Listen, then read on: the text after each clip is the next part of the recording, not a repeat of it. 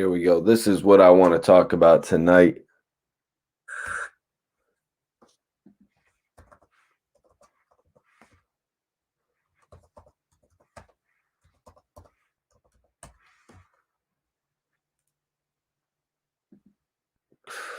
We might be a little bit late. We might be a little bit late for a show tonight, huh, you guys? I just want to test the waters. I want to see who's out tonight. But also, I just completed an exclusive interview with Kid. I just wrapped up an interview with Kid tonight, and I'm going to get a piece of that out like ASAP, you guys. I'm going to have a piece of that out tomorrow.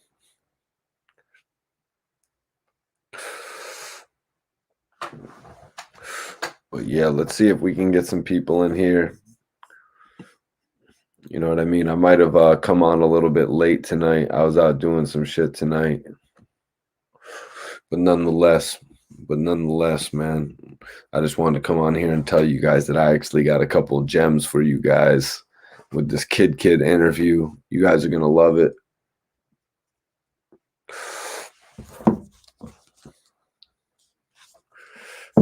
Let's see what's going on the gram. Let's see what's popping on the gram right now. Okay, let me see. Let's go live on the gram.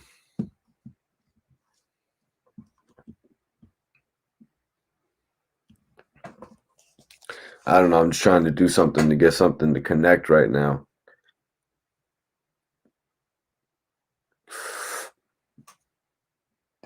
Maybe it's a little bit too late.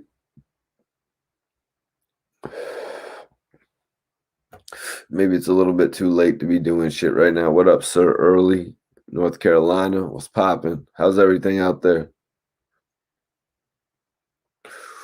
What up, Amari? I'm just on YouTube Live right now and Instagram Live. So now I'm just messing around and shit.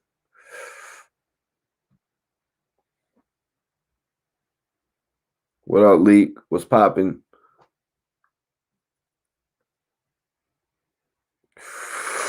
Amari the Great. I never followed back. I find that hard to believe. I'll follow you back right now. Let me see. What up, Robert Ray? Robert Ray in the YouTube chat. Shout out.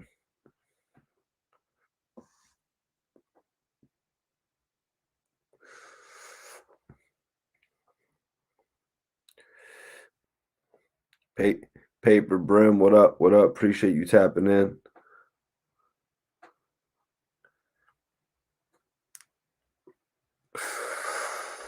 What's poppin', Nap? SPR free BG. Damn right. Yeah, Texas is going through it right now. Shit sucks what's going on with Texas right now. I really got to say that. Really feel for Texas right now. But I have a new exclusive interview with Kid where he actually speaks on the fight with 50 Cent. Kid actually speaking on the... What up, Albie? How you doing, brother? I got an interview with Kid where he's actually speaking on the fight that 50 Cent proposed that Floyd Mayweather accepted. So I'm going to be dropping that shit soon. What's poppin', Nate? How you doing tonight, guys? I'm just on YouTube Live and Instagram Live. Yeah, it's been snowing here too, Nap, all day and shit in Connecticut. Hey, yeah, Kid does got bars. Yo, Max Dollars, what's poppin', brother? How you doing tonight? Behind the Bar 2.0. Salute, my G. I'm doing the Instagram Live. I'm doing the Instagram Live and the YouTube right now. Just chilling, man. Late night shit. I'm a little bit late. What up, BT from CT? What's popping tonight, my G? Hope you're good out there over there in Connecticut. Appreciate everybody for tapping in. Bridgeport in the building. Okay. Bridgeport, salute. Yeah, there's the Chronic. Some sour diesel.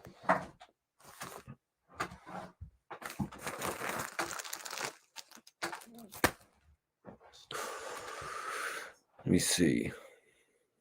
Boston in the building. Appreciate you tapping in, Boston.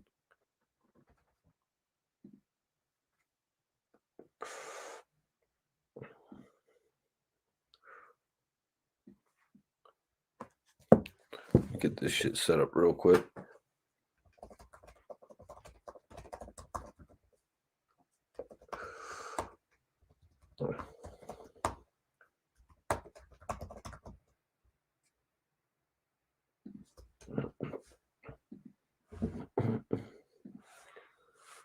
I'm officially changing the stream, you guys. If anybody wants to join me on YouTube right now and come kick some bars, anything like that, come join me on YouTube, you guys.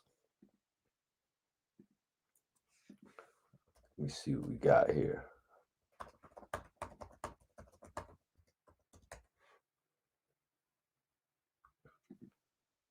It's about time to roll up another L.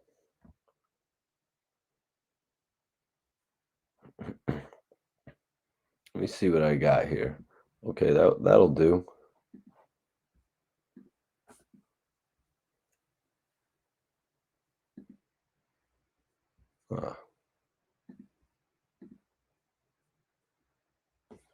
Okay, we got this shit going. What up, y'all? King Wavy TV in the building. Okay, Sir Early's gonna come to critique. Anybody who wants to join us, my man Naps on the IG Live. What up, Rain is King? What's popping tonight? Let's get this YouTube Live going tonight. Let me see what's going on with my other computer right over here.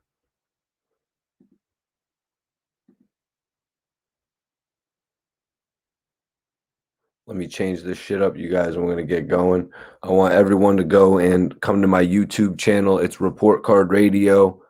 Everyone in here, come over to my YouTube channel if you want to fuck around and spit on the cam and shit. Have a couple people come over and critique and shit. You know how we do. We get this changed right here. Yeah, boom. Put that right there. Come kick it.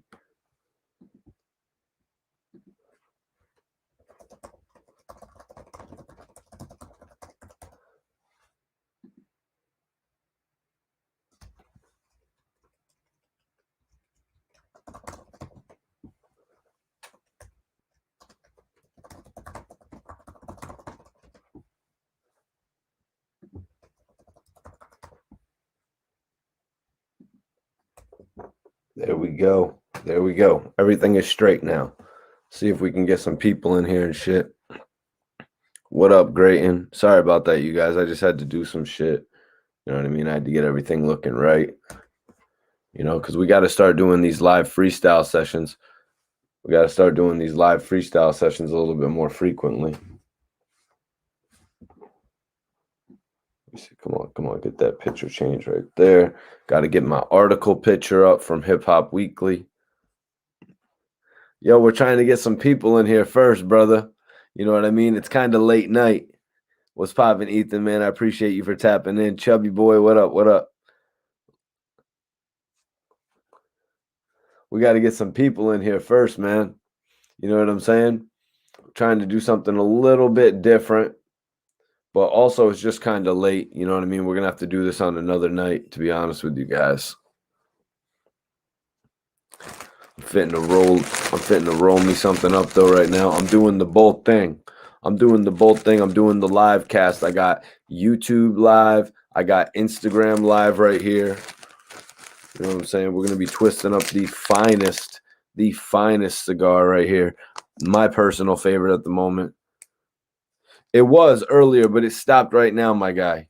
It stopped right now, my guy. But right now, I'm about to twist one of these up. Yeah, okay. Live spitters. Yeah, we're going to do it tomorrow, Nap. We're going to do it tomorrow as well, but we're just messing around tonight. Live spitters. Tap in. Tap in. Live spitters, tap in. The link is right there. I'm fitting to pin the shit. What up, Sean Sanchez? Appreciate you for tapping in tonight, man. I'm a little bit late. Wish I could have gotten on a little bit earlier, but you already know what it is. We night owls, exactly. Let me see. What am I going to twist this up on? Need something right here. Night owls. Yeah, I should have wrote that in the thing. Night owl edition, right? I should have wrote that it was the night owl edition. South Phoenix in the building. Salute to South Phoenix. I appreciate South Phoenix tapping in tonight. I got a new exclusive interview that I'm going to be dropping pretty soon with Kid. Dutchies. Yeah. Yeah, no, I mess with those too. I'm just all out right now. I got 4 packs of that and I got 4 packs of this. But the Cigarello editions, you know what I mean? I got the Cigarello editions and shit. All right, we're getting a little people in the YouTube. We got 19 people, 20 people in the YouTube right now. You know what I mean? I put the link up if anybody wants to hop over onto my YouTube and spit some bars for everyone tapping in. If anybody wants to tap in general, man, you know, it's just a kick it session. Come kick it tonight with Mikey T, the movie star, live freestyle edition, Circle of Wealth podcast. You already know what it is. Jers Joe, what's popping, man? What's popping? Now, I already got the wrenches set out for the chat, man. But I'll tell you what, if you could bring, you know what I mean, bring like 5 people in here, that'd be like, yo, Jers Joe is that guy? Yeah. Yep. Kid actually, yo, what up, Young Screw, Robert Trey DMV. Yeah, Kid actually tapped in today for an exclusive interview. Shit was lit. 100 was popping, man. Appreciate you for tapping in. I'm just rolling something up right now. Got a little sour twisting up, you know what I'm saying? Late night shit.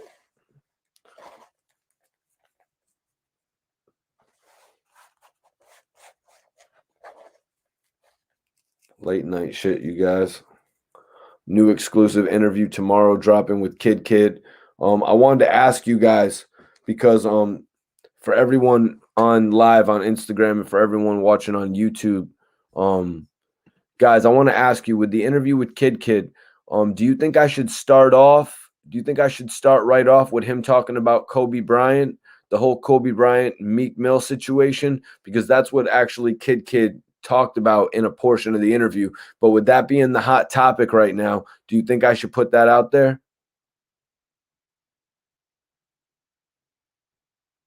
Oh, well, behind the bars. I mean, yeah, no, there was nothing. Doggy Diamonds was like, yo, I don't talk about people like that.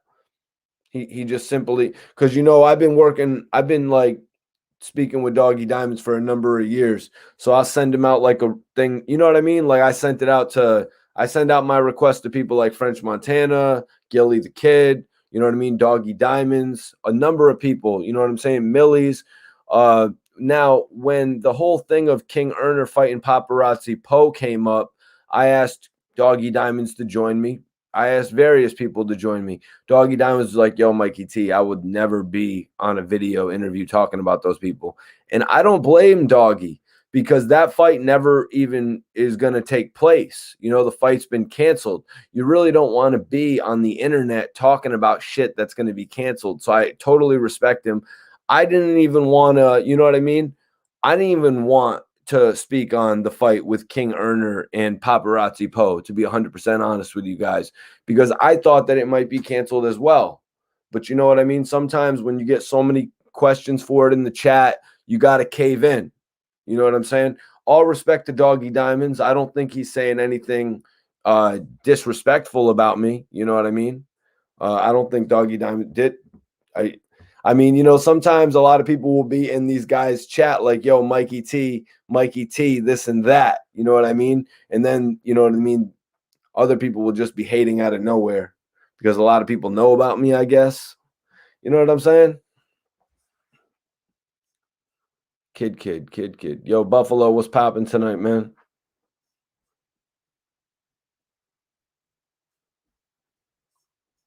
Queens, New York. What up, Dice Mega? Appreciate you tapping in, man.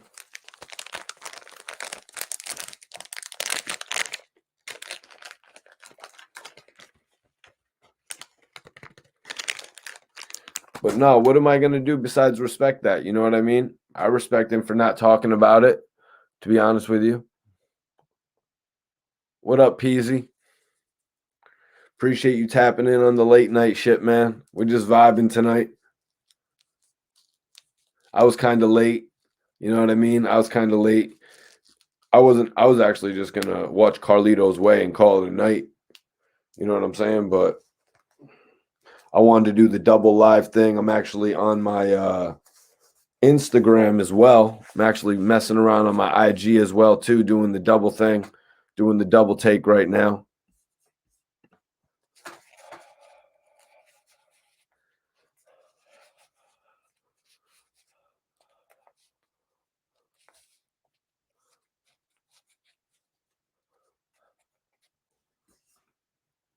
Never heard of that leak, Benzo.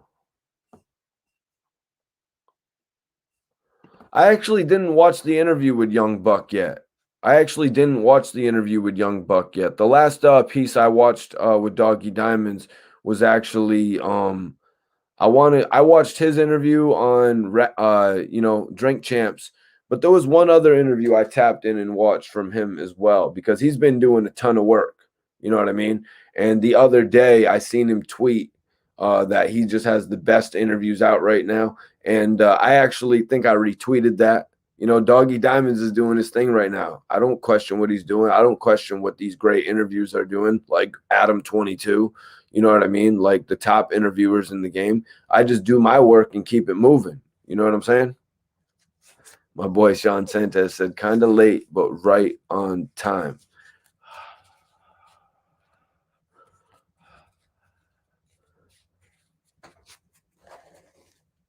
Let's get this loud twisted up. You dig? What up, Hanif? What's poppin', Hanif?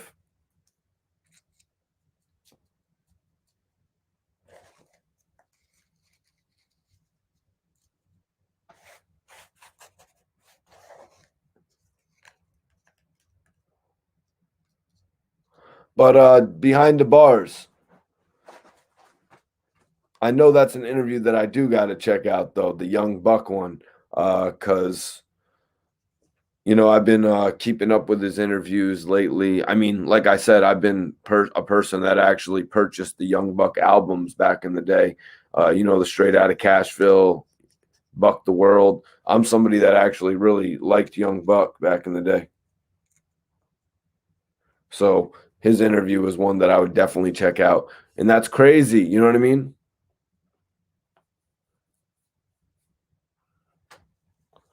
Well, I mean, how could I'm not really, how could I really boycott something that I don't really have anything to do with? You know what I mean? I don't have anything to do with Vlad TV. You know what I mean? How would I be boycotting, Vlad TV? I have nothing to do with Vlad TV. You know what I'm saying? So how does that even work for me? Now Nori asking Vlad to take down his interviews, that's a different stance. Nori actually has interviews on Vlad TV.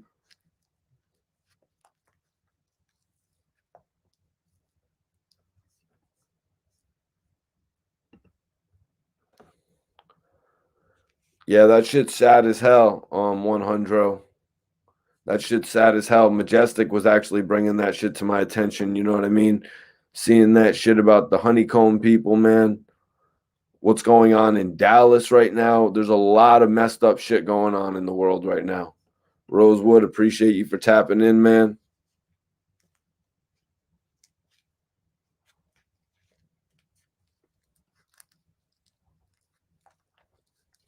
Would be cool if you did an interview with Buck. Yeah, that would be dope to do an interview with Young Buck. We've actually have supposed to been doing interviews over the course of some time. To be honest with you, like there was a portion of time where Young Buck was actually about to start doing some work with G Unit. Excuse me. There was actually when he was leaving G Unit, he was actually going to be doing some work with Bangum Smurf.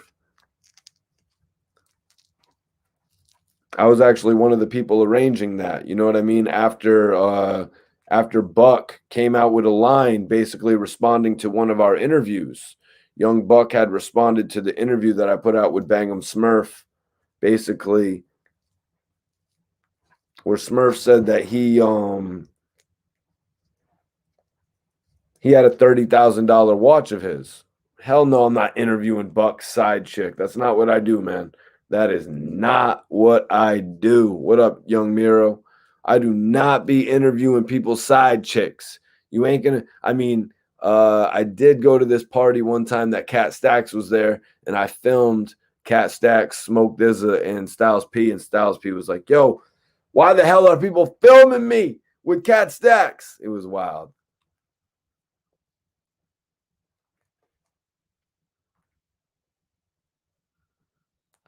No, it was 30K. It was a $30,000 watch that young Buck had.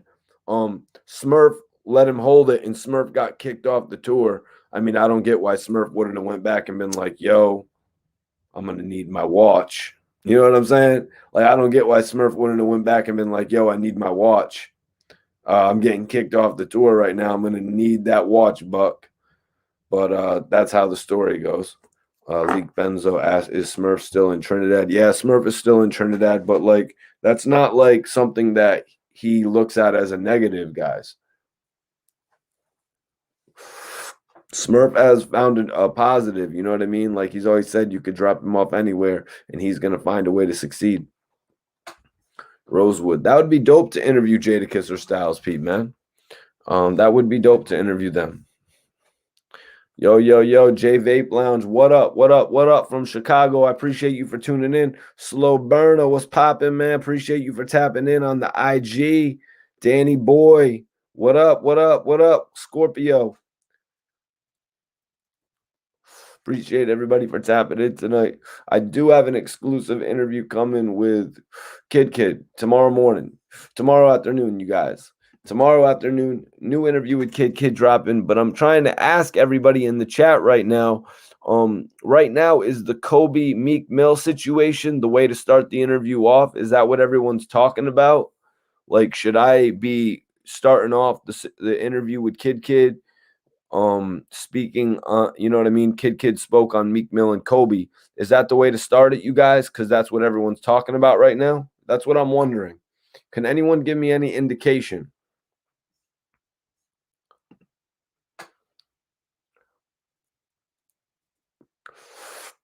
They're asking me on YouTube Live, would you interview Nas? 100 ask. 100% I would interview Nas. I remember actually going to a Nas concert. I was at a Nas concert with my girl actually, and it was just getting so dope in there. Somebody fell on the ground. Somebody fell on the ground. I thought somebody got stabbed. No lie. I thought somebody got stabbed at the Nas concert, but it was actually just exhaustion. Somebody was mad exhausted. Yeah, I said cowboy, didn't I?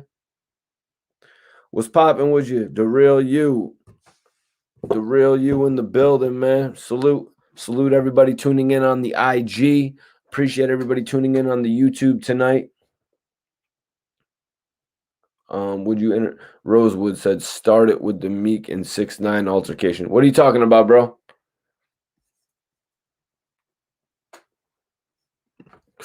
James Rod said, I never seen Nas, always wanted to.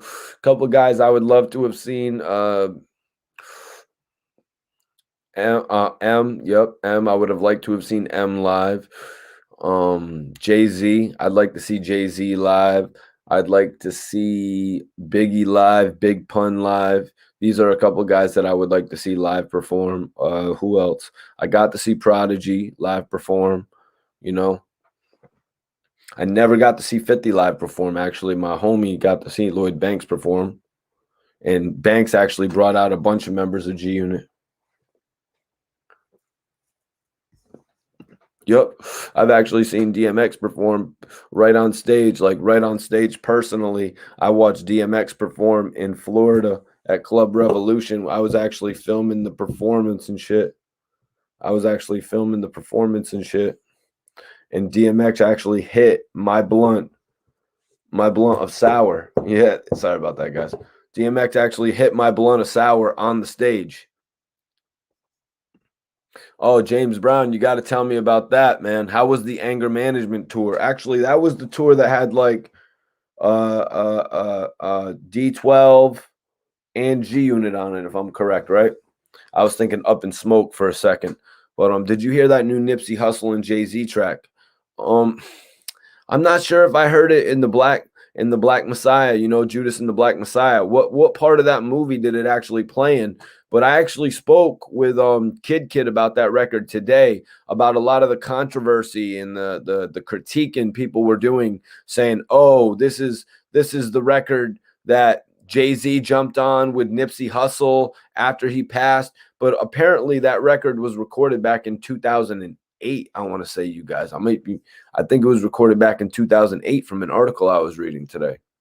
Let me double check that real quick.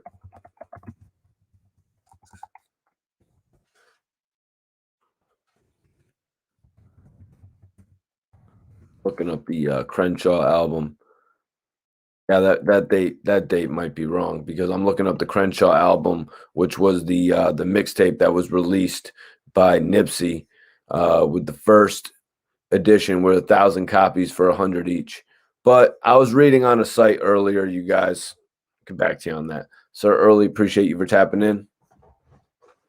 I've actually interviewed Benzino Peasy. I've actually done interviews with Benzino. Shit was on World Star and all that. Going back and forth about the whole Royce the Nine situation and all that.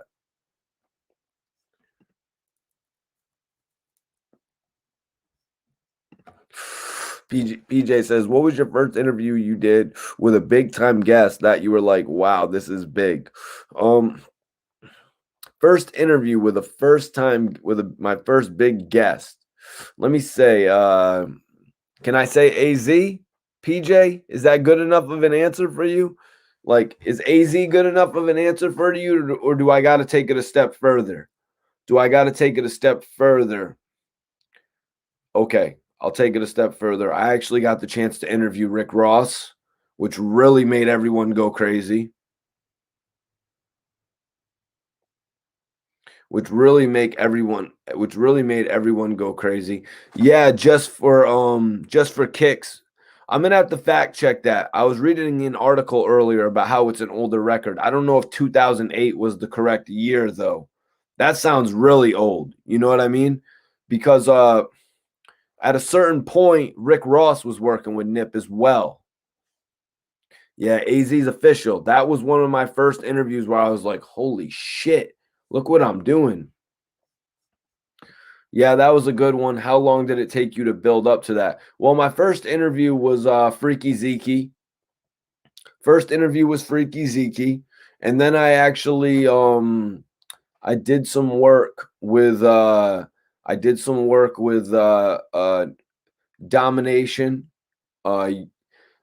work with Domination that hit World Star. Then I did an interview with No as well. No, you know, the guy who sounded like Jay-Z. And from there, I went after and I linked up with Cadillac Ta. I linked up with Cadillac Ta from Murder Inc.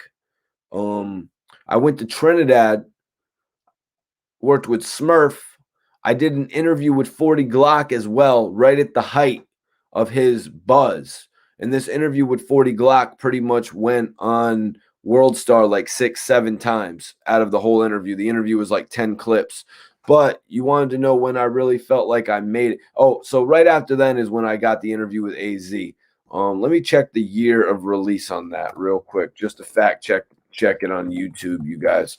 And to see that, all you got to type in is Mikey T, the movie star, AZ, and the interview will pop right up.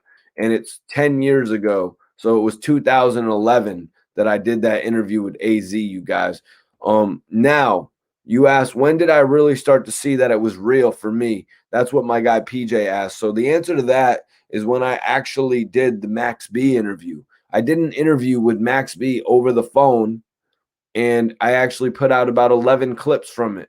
One of the video clips was actually taken and put on French Montana's album. It was actually put on French Montana's album. So when my interview hit French Montana's album, that's when I really knew I made it.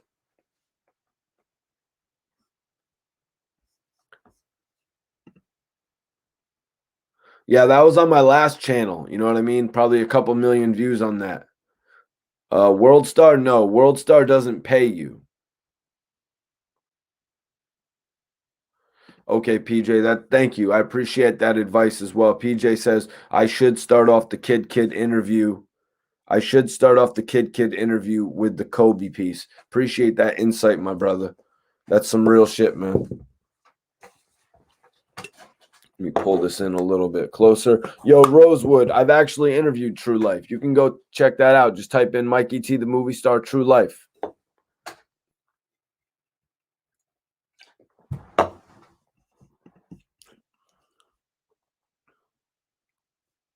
Wow. Chris, the Crisis says, I wouldn't have known who True Life was unless I saw him open up for Ghostface Killer in Chicago, like circa 2005, 2006. That's lit. What up, Bulldog Guru? That's lit to have actually seen that concert. You know what I mean? Ghostface Killer, True Life. Now that's a ticket right there, man. That's a show that I would actually like to see. Yep. Yep. True Life is dope as hell. You know, when True came home, he had a whole lot of momentum. He had a dope manager.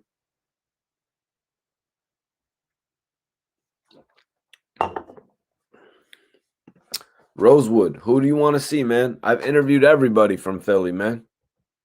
I pretty much interviewed everybody from Philly. Give me a list though. If anybody wants to support my channel on YouTube, you guys, Mr. Wallace, appreciate you for tapping in on the IG. If anybody wants to support the channel though, you guys, I want you guys to Cash App Mikey T Movie. If anybody wants to support this channel, you guys, you know, I know we only got 15 people on here tonight. I know it's like 1 o'clock in the morning. You know, some mornings at 1, we have like 150, 200 people in here and shit. But if anybody out there wants to support the channel, the way to support the channel for IG Live as well, it's Cash App Mikey T Movie. What up, 1017 504? What up, what up, what up, what up, Mr. Wallace? I never heard of Rich the Factor Devon. Never heard of Rich the Factor. Yo, what up? A1 Jersey Boy says that the music on True's album wasn't bad. It was just a little different. What was that album you called that you're talking about from True Life, my dude?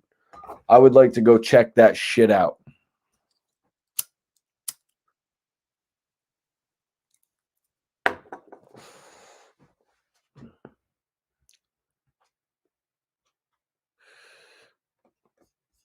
Yep, Chris. True Life mellowed out a little bit. Yeah, we're on here late as hell.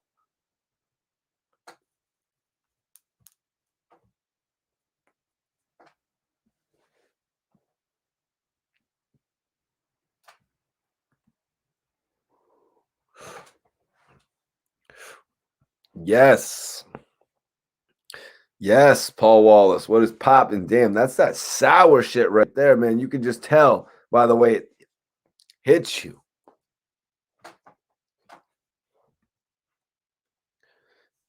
Yeah, and he also had some good relationships. Like he had management. He was working with Gabi as well.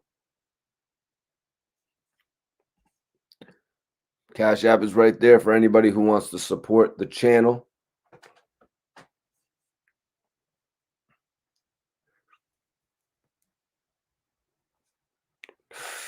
Okay, Rosewood has some names right there. Hollow Man's locked up. Coming from Sacramento, you'd like to see Mozzie on here? All right.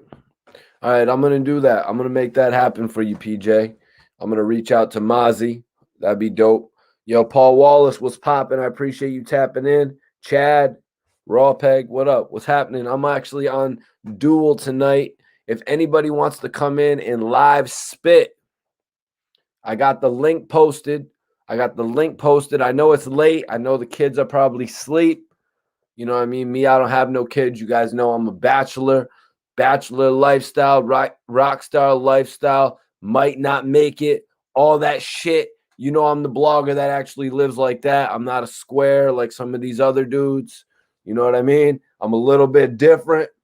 I do the interviews a little bit better. You know what I'm saying?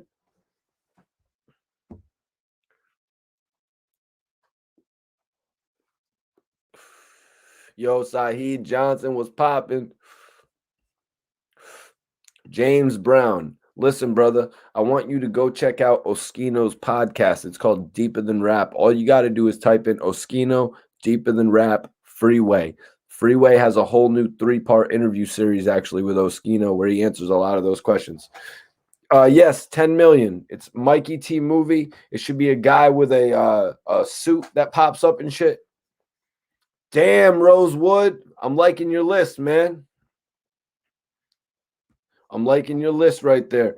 10 million. I'm going to put it up for you one more time. If anybody wants to support the channel, though, I know there's only 22 people in here right now, but if anybody wants to support the channel and show some real love, yo, Joeville, second, salute to you. Anybody wants to show love, Cash App, Mikey T movie. Definitely appreciate everybody tapped in tonight.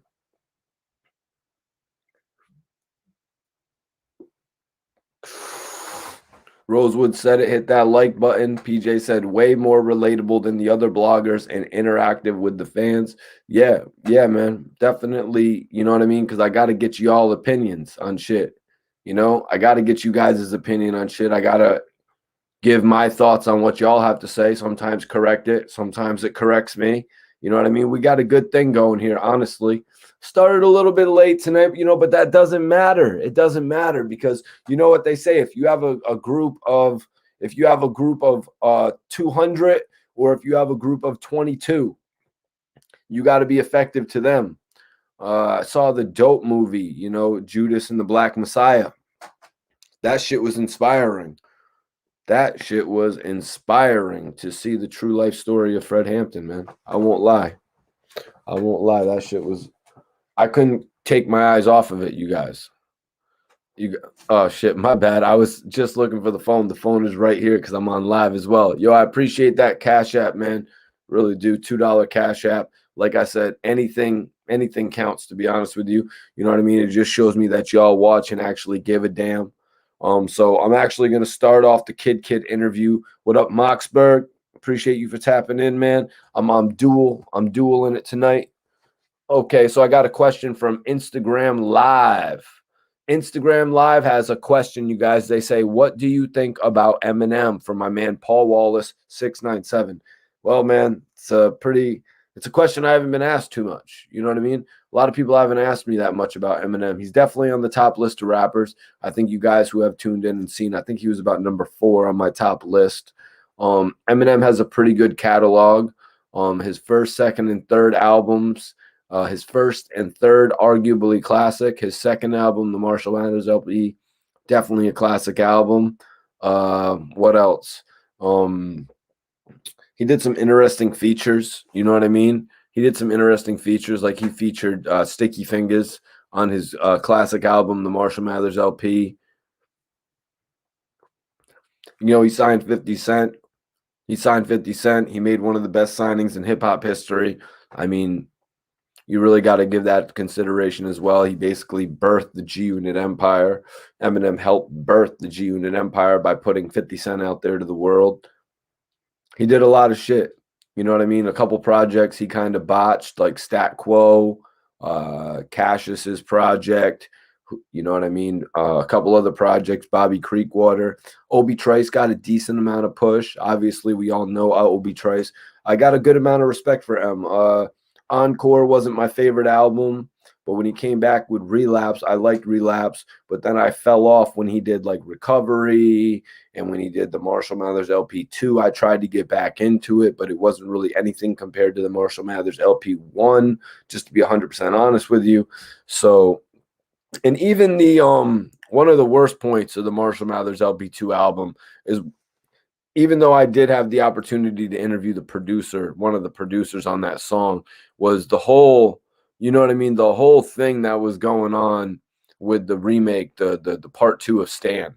So that's my answer to that question of what I think about Eminem. Definitely one of the greatest. He roasted Machine Gun Kelly in that battle. You know what I mean? Eminem has pretty much roasted anybody that he has ever battled with. But he roasted Machine Gun Kelly. He actually put out some business out there with the whole Diddy situation in the conference call. So that was interesting as well. Yo, Mac Mean. Yeah, we freestyling, man. We freestyling. Drop a little Cash App donation. Come spit some bars.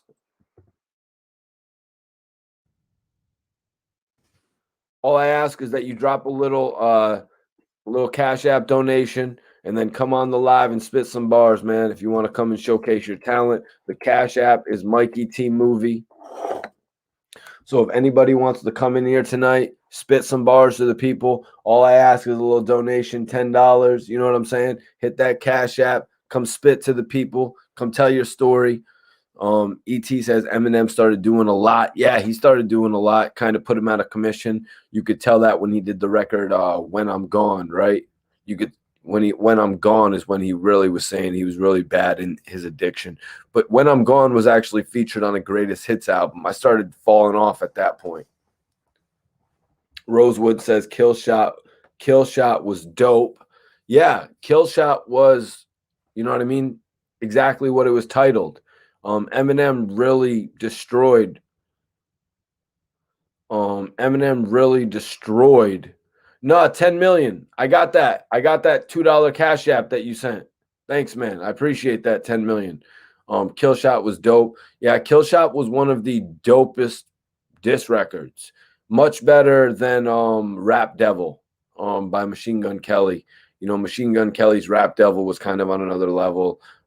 Then he had the mixtape that went along with it. Not mixtape, excuse me. They had an EP. What up? What's going on, Muscali 408? Jay Spyro. Appreciate y'all tapping in tonight. I'm on YouTube Live and I'm on Instagram Live right now. Machine Gun Kelly's EP buzzed, kind of wasn't really that successful. You know, it only came out and sold 25,000. But now if you look at what Machine Gun Kelly's doing, it's really impressive. It's really impressive, you guys. Oh, that wasn't you, bro? Well, whoever donated $2 from the 215 number, I greatly appreciate you guys, man. That shit is real. You know what I mean? Actually donating to the channel and shit. That shit is lit. Appreciate everybody that donates to the channel. And of course, I was saying, if you want to spit, if you guys want to come spit some bars on my YouTube channel tonight, hit that Cash App, you know what I mean, with a donation. Simple donation, you guys, 10, 50. If you guys want to be generous, 20. You know what I mean? Ha! Yo, appreciate that. Ha! Or was it the French Montana? Ha! Or was that too yin yang? Did I get a little too yin yang twins on that, you guys? Yo, 10 million. Appreciate you for the Cash App donation, man. If you have any question that you wanted to ask, Mac Mean, true story. Yes, the last name is Thurston, my brother. You're going to come up here and grace us with some bars tonight.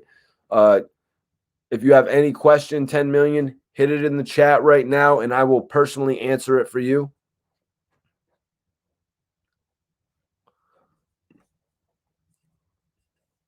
With the new age of rap, what is your thoughts on Pooh Shiesty? Well, my thoughts on Pooh Shiesty is that he's got some amazing streaming right now. He's doing some amazing streaming numbers, and that's what counts.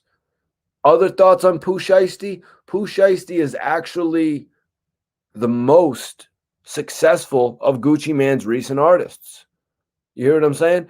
Pooh Shiesty is actually, we're talking about Pooh Shiesty and Gucci Mane right now. Okay, yo, what up, Iceberg? Yo, Mac Mean, come log in the joint, hit that joint, and come in and spit some bars for us, brother. Pooh Shiesty really is Gucci Mane's most successful artist to, you know what I mean? Since the old Gucci Mane, since the Gucci Mane that signed Young Thug, since the Gucci Mane that signed the Migos, you know what I mean? The Gucci Mane that recorded with Rich Homie Quan and Future and all these guys. Since that Gucci Mane, Gucci coming home hasn't had many successful artists like Lil Wop, Kids from the Six, you know what I'm saying? Asian the Brat, you know what I mean? Rollo, even though Rollo is a big name in hip hop, Rollo wasn't the most successful artist. But Fujiano, more recently, you guys, Fujiano, Pooh Shiesty is getting a considerable more amount of play than Fujiano. And he's moving right now, you guys. He was actually a big name in the Memphis area. I was watching his interview, couple minutes of it. I was watching it, and he was saying that he wanted his group's name to be, and it don't feel like, yo, Mac, I'm gonna tell you though, remember, spitting is a cappella. We do a cappella. So come in. It doesn't have to be a freestyle. You can spit a couple of your hottest verses. You know what I'm saying? You can spit a couple of your hottest verses. You could spit something from one of your dopest songs. You can do whatever you want, but it's an a cappella setting, man. Rosewood said that Pooh Shiesty is holding down 10-17. PJ asked, did you ever interview Cassidy? Yeah, I've actually got 3 interviews with Cassidy right now. You should go check them out. We've discussed a variety of topics. I've done a bunch of interviews with Cassidy where we actually break down his early career from starting out with Swiss Beats and Rough Riders, that whole situation to, you know what I mean? Even more recently, I covered his work with R. Kelly. You know what I'm saying? Sampling Jay-Z on I'm a Hustler, a variety of topics. Cassidy actually has a new album out right now called The Wise Man, and I think it's fitting that I do another interview with Cassidy. All right, you guys, I'm about to get off of the Instagram live. So if anybody on IG Live wants to come over, spit some bars on my YouTube, come to the Report Card Radio YouTube, y'all. Appreciate everyone for tapping in on IG. All right, we are exclusively on YouTube right now, you guys. I just logged off of the IG. Appreciate everyone that came over from there. Oh, Mac, I appreciate that love then, man. Real shit. So Mac asked, y'all don't feel that M is overrated. Let's talk about that for a second. Because Eminem, like I said, has a classic album and 2 arguably classic albums. His first and third arguably classic. His second definitely classic. All of them big sellers. So much to the point, Mac, where Eminem really didn't want to record a 4th album. Me, I don't personally understand that. Like when these guys like Ja Rule, they want to bow out after their 4th album. It really makes no sense to me. Ja Rule was talking about retiring after The Last Temptation and doing movies full time. Eminem was talking about not even wanting to do a follow-up to the Eminem show. You know, Encore was not that great of an album. He addressed a few things on it. I think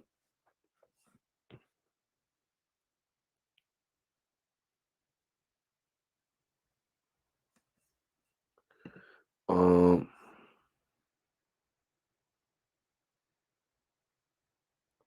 yeah, I don't know, but what are you saying, Iceberg? Are you saying like I can do something about promoting this video again or something like that? But Iceberg, Mac Mean asked, do we think that Eminem is overrated? I want to get your take on that as well. Okay, let me see. Mac Mean says M is one of my favorites, but it was due to the time. Millie's is better in my opinion. Millie's is better than Eminem. Millie's is better than Eminem. I mean, first of all, they come from 2 completely different areas. Eminem comes from Michigan, Millie's comes from Massachusetts. You know what I mean? They come from 2 different areas. Uh,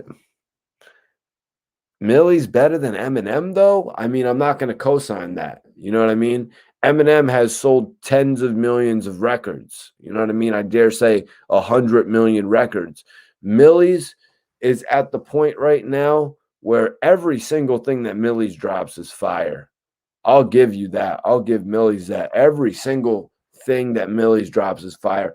Every single move that Millie's makes is fire. From, you know what I mean, working with Jim Jones to having Asian the Brat in his videos to now doing the Pablo y Blanco joint with Dave East. Everything he's doing is fire. Is there a way that Millie's could actually compare to Eminem in the future? Is there a way that Millie's could actually drop an album that is comparable to the Slim Shady LP, the Marshall Mathers LP, the Eminem show? You know what I mean? Or Encore, Relapse, Recovery. You know what I mean? Like these are big albums to live up to. You would have Millie's production. Millie's is working with a lot of unknown producers right now, which is actually working out to his advantage because it's helping his sound. You know what I mean? It's helping him. Uh, but but Eminem had Dr. Dre. Eminem had Dr. Dre. You guys, Dr. Dre makes everything he jumps on sound great.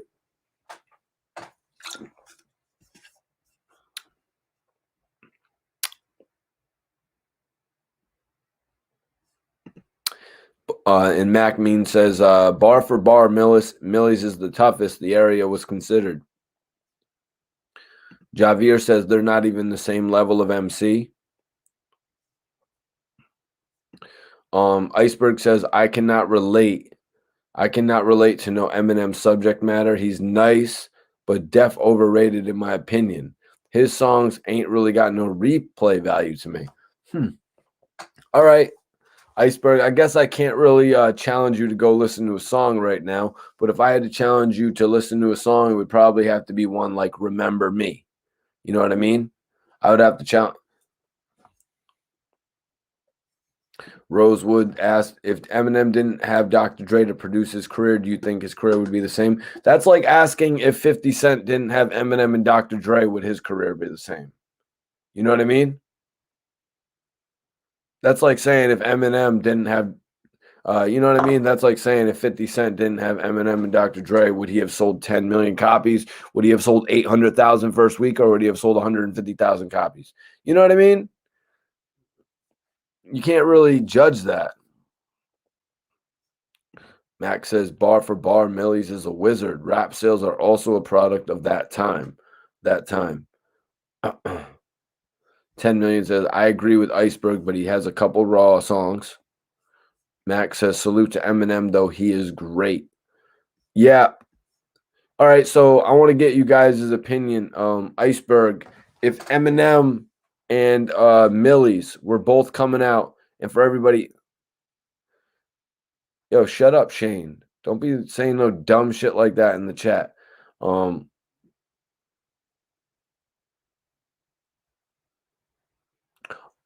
okay, Iceberg. I see what you're saying, brother. Okay, what was I gonna say here? What was I gonna say here? Okay, yo, I wanted you guys to compare. Iceberg, I wanted you to compare. If Eminem was coming out right now and Millie's was coming out right now, who would the people think was a better spitter between the two? And that's an unfair question. That's really an unfair question.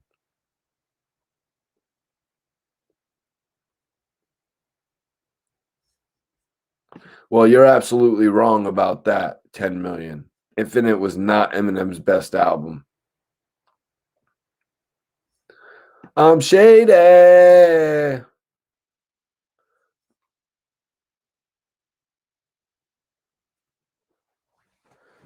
Well, Millie's is kind of busy right now for an interview, Mac. Millie's is kind of busy right now for an interview. I think he's actually working on a new project with Dave East, but I'm not too sure about that. I'm not too sure if he's working on a project with Dave East. It might, yo, that's crazy though, because he's got 3 Blancos and now he's gonna have Pablo E. Blanco, which is dope. You know, it's dope. Kind of reminds me of how Lil Wayne and Joel Santana were gonna do the I Can't Feel My Face album, and I was trying to tell people, a couple people, that I felt like it was going to be a warm up to Joel's third album, or I thought it was actually going to be considered Joel's third album. But people be like, Mike T, you crazy. People be like, Mike T, you are crazy and shit. Sometimes when I put my theories out there like that. Another theory that people hate. Another theory that people hate of mine though is ARAB getting signed to another theory that people hate is that Birdman wanted to sign ARAB to get Drake to do the project.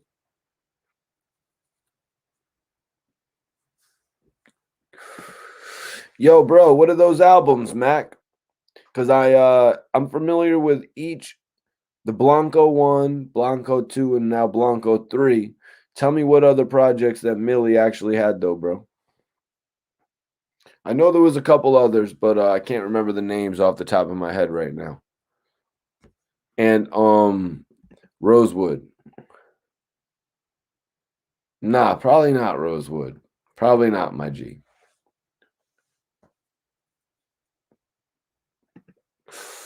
OG Monster, the homie Iceberg salute you. G Jerk in the building. Appreciate you for tapping in, man. Late night shit. Late night smoke out. Come kick it tonight with Mikey T, the movie star live freestyle edition. Although we haven't had any freestyles come in yet. Eminem started off as a gimmick and then he started to diss pop culture. And that's when he gained the white culture. Okay, so you're saying basically Eminem came in as a gimmick with My Name Is. And Dr. Dre said, and why is your face red? Well, since age 12. Did he diss any pop culture people on the Hi My Name Is? He said, I'm trying to, I think he mentioned Marilyn Manson and shit like that, right, you guys? All right, you guys. All right, you guys. If y'all want the story of how I messed up the interview with Little Uzi Vert, if y'all want the story of how I messed up the interview with Little Uzi Vert, someone's going to have to show me some love. Hit that Cash App. I'm going to post it right now. I'm going to say this, you guys.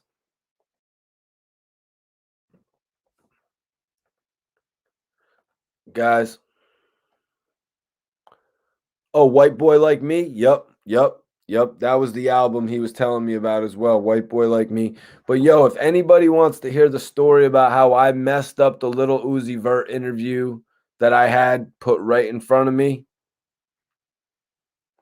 hit the Cash App. Hit the Cash App, you guys, and I'm going to tell you how I messed up what would have been the biggest interview of my life. Or you can hit the super chat.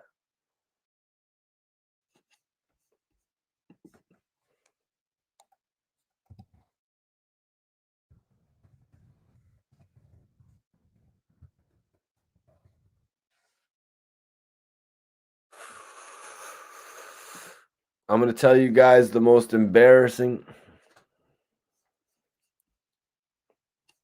late night smoke out. If anybody wants to hear the story of how I blew a major interview with Little Uzi Vert, if you guys want to hear the details behind it, Rosewood, all due respect, brother. I appreciate the $2. I'm going to need a little bit more than $2 for this story, though, brother. James, I'm going to tell a bedtime story. PJ, you need that story ASAP. I'm going to tell a bedtime story, but somebody needs to send a decent Cash App through, like $10, $20, $15, something. I'm sorry, Rosewood. I appreciate the $2. I really do. You know what I mean? Greatly. But you guys, if you want to hear the story about how I was actually supposed to interview Little Uzi Vert, because y'all know that I was in the Philadelphia scene heavy since like 2012 when I did my interviews with Gilly the Kid and O'Malley. You know what I mean?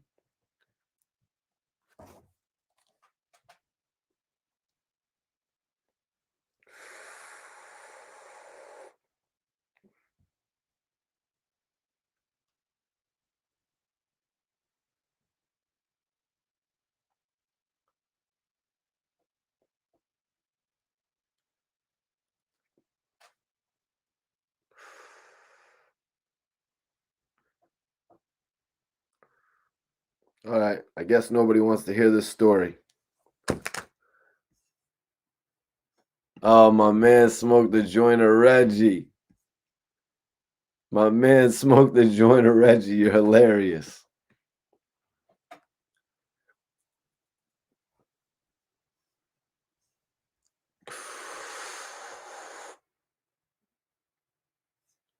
Yo, H Money. What's poppin', man? Appreciate you tapping in, G's.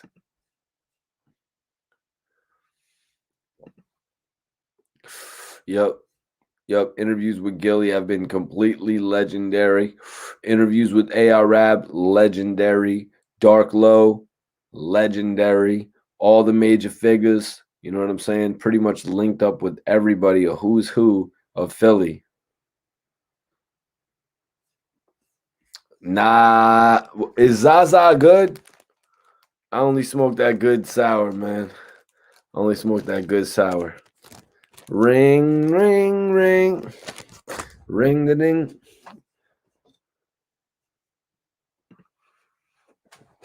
You already know, James. You already know. Salute to upstate New York. Tapped in on the regular basis. You dig? Appreciate that.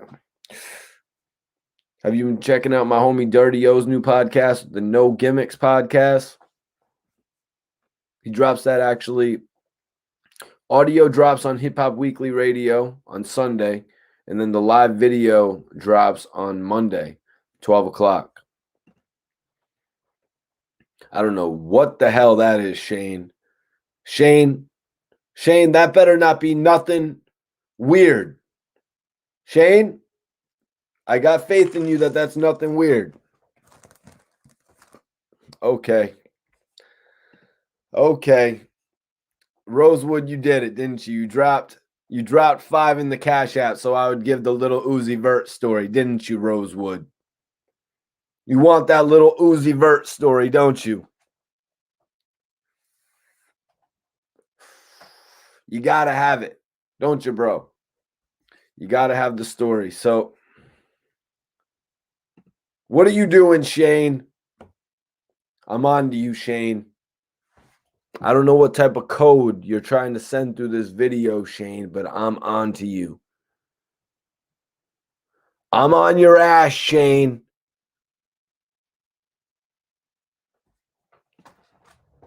PJ asked, is Good Tree expensive in Philly? Good Tree. I'm not from Philly. I'm from Connecticut.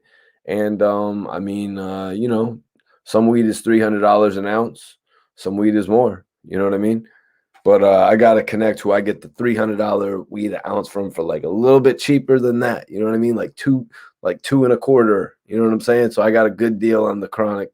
I get the high grade shit. I've always smoked the high grade shit ever since back when I was in Miami. My guys who actually used to, my people I used to buy weed off of, they used to serve like DJ Khaled and Ace Hood and shit. So I knew I was smoking the most high grade weed. And out here, smoke the best weed. Rosewood, they appreciate you, bro. So let's get into it. All right. As soon as I hear Rosewood confirm that he wants to hear the story about little Uzi Vert, I will proceed with the story. Rosewood, if you want me to save it for an exclusive tomorrow night, I'll come on and talk about it tomorrow night. If you want it right now, I'll give it to you right now.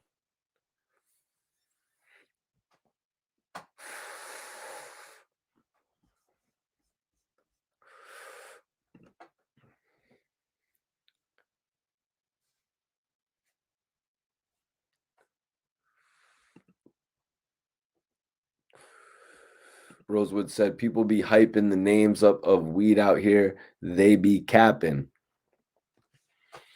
Yeah, man. The whole name shit, like, to be honest with you guys, the name shit, like, I've been trying to find a gelato that I really like, but the gelato isn't better than the OG Kush. The gelato isn't better than the Sour Diesel. One of the names that I've actually accepted is GG4. I'm more into the GG4 than I am the GG. You know, I like the Gorilla Glue number 4 rather than the Gorilla Glue regular. So I really don't buy into the names, though. Like, I haven't got a good I've tried a vape pen of Skittles. I wasn't impressed. You know what I mean? I'm not impressed with a lot of the names. I agree with you. Okay, Rosewood said it. Okay, Rosewood also answered a question here. He said, we got good prices for gas in Philly. Like I said, I'm in Connecticut. If you buy from the dispensary, it's fucking, excuse my French. It's $400 for an OZ. Hashtag capping. Mac Mean. I'm going to have to listen to your record. Yo, DM me that record that you got with Millie's. I'd like to hear that, my G. That's dope. But Rosewood said it. Rosewood said it. Yup. A story and a late night smoke out. Okay, we got it, man. So this is what the people want. This is what the people want. A story and a late night smoke out. So we're going to talk about it, guys. We're going to talk about how I flopped out one of the biggest interviews of my career. And guys, this is coming from me, who I missed out on an interview with Rich Homie Quan before because I got the call. You know what I'm saying? I always tell people I'm smoking Spanish trampoline regardless of what's it called. Yeah, I feel you, man. That's hilarious. So you guys, at one point, I had actually gotten an interview with Rich Homie Quan. I got the call, yo, Mikey T. I was in Miami, right? So this is 3 hours from Orlando. Mikey T, you want to come up to Orlando and interview? Oh, you want me to come up to Orlando and interview somebody? What are you talking about? First of all, like, I only go up to Orlando when it's a big event. Like, I'd gone up to Orlando for the basketball All-Star weekend, right? When it was All-Star weekend in Orlando, and I was at the party with Birdman one night in Compton Menace, and then we were at the other party with Chingy when Chingy was actually there, and he sat down in the puddle of Patron, you know what I'm saying, or water, whatever the hell it was. So I got the call, Mikey, do you want to come up to Orlando and do an interview? So in my mind, I'm already like, hell no, I don't want to come to Orlando. That's 3 hours away. And then they were like, do you want to come up and do the interview with Rich Homie Quan? And I was like, Rich Homie Quan? Rich Homie Quan? I'm like, you guys want me to drive up to Orlando to do an interview with Rich Homie Quan? So I was kind of tripping. Because I'm pretty sure already at this point, Rich Homie Quan had the record some type of way. But you didn't know exactly how much some type of way was going off at this point, and I turned it down. But little did I know that this wouldn't be the biggest interview that I ever turned down. We rep the No Bong Gang over here. I don't know if you heard. No Bong Gang. You heard? Anyways, back to the story of how I screwed up one of the biggest opportunities. So I had made a connection in Philly, you guys, a major connection with Louis V. Gutta. Louis V. Gutta was messing with me tough, you guys. Louis V. Gutta and me were working hard together after his departure from Dream Chaser Records. You can go look it up online, Mikey T, the movie star, Louis V. Gutta. We did a bunch of work together. I was trying to help him promote his record or his album, New Legend, right? So Louis V. Gutta would always be hitting me up. Louis V. Gutta would always be hitting me up with new opportunities and new ideas, and I would be hitting him back with different things to tell him to do with his career and shit like that. We would always be throwing back ideas with one another. Louis V. Gutta let me know he had a new record. Louis V. Gutta told me about a new record that he got with a different artist from Philly.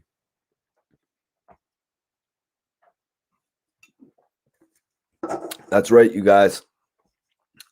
Louis V. Gutta was working. Louis V. Gutta went out and made a record called it was called Pull Up. Louis V. Gutta made a record called Pull Up featuring Lil Uzi Vert. 49 Lakers, what's poppin'? Appreciate you for tapping in tonight. So guys, Lil Uzi Vert made a record with Louis V. Gutta called Pull Up. And Louis V. Gutta hit me up like, yo, Mikey T, you should come out. And interview me. I'll be with Lil Uzi Vert. You could interview Lil Uzi Vert. I got a record with him right now. He just jumped on a joint with me. This was in 2015. You know what I'm saying? This was in 2015. Lil Uzi Vert was still really trying to make his name. This is right before he really started going over and running around with Young Thug and shit, I believe, when they started taking a bunch of pictures and shit together. So Lil Uzi Vert actually had an interview or a song with Louis V. Gutta And Louis hit me up like, yo, Mikey, do you want to come and interview, you know what I mean, me and Little Uzi Vert and shit? I don't think it was going to be together. If it was going to be together, no, the whole thing about it, just to be real with you guys, it was like his name was Little Uzi Vert. That's a cool ass name, right? That's a cool ass name, you know, compared to Rich Homie Quan. You know what I'm saying? Little Uzi, you know what I mean? Like all that type of shit with the guns, Machine Gun Kelly, you know what I mean? All that type of Brigado and shit. I was like, yo, this name is really sweet. But honestly, man, Little Uzi Vert, like it's just a little bit too like he wants to make it too bad. He has such a sweet name that I didn't think it would take off. So I didn't want to take that 5-hour drive to Philly, you guys. I didn't want to take that 5-hour drive to Philly to get an interview that potentially would have been big as hell. Maybe it wouldn't have, you know what I mean? Maybe Little Uzi Vert wasn't known enough then, but maybe it would have been big as hell. But I passed up on the opportunity. There's a couple opportunities, you know, in life that you pass up on and shit. What year was that song? What year was that song 10 million? What year did that song Big Racks with Thug and Little Uzi Vert drop, man? Because, you know, missing out on this opportunity right after Louis V. Gutta worked with him. I mean, I don't let it phase me because it was a few years. It was a few years before, maybe even less than that. But honestly, when that Big Racks record dropped, I wasn't completely sold either. You know what I mean? I wasn't completely sold either on him. He had a lot more proving to do, which he did. Little Uzi Vert is something for this generation, you guys. I respect the hell out of Little Uzi Vert. I regret not riding up to Philly that time for the opportunity to potentially be in his presence and get an interview. You know what I mean? That's something I regret. But I don't regret getting interviews with people like Rick Ross, Lil Wayne, Pusha T. You know what I mean? I don't regret making moves like this. Rosewood said Louis V. Gutta had them hooks. He really did. One of my favorite records was actually the Kilo joint. That Kilo joint was hard as hell. But Rosewood, I appreciate that donation, man. I appreciate that donation for real.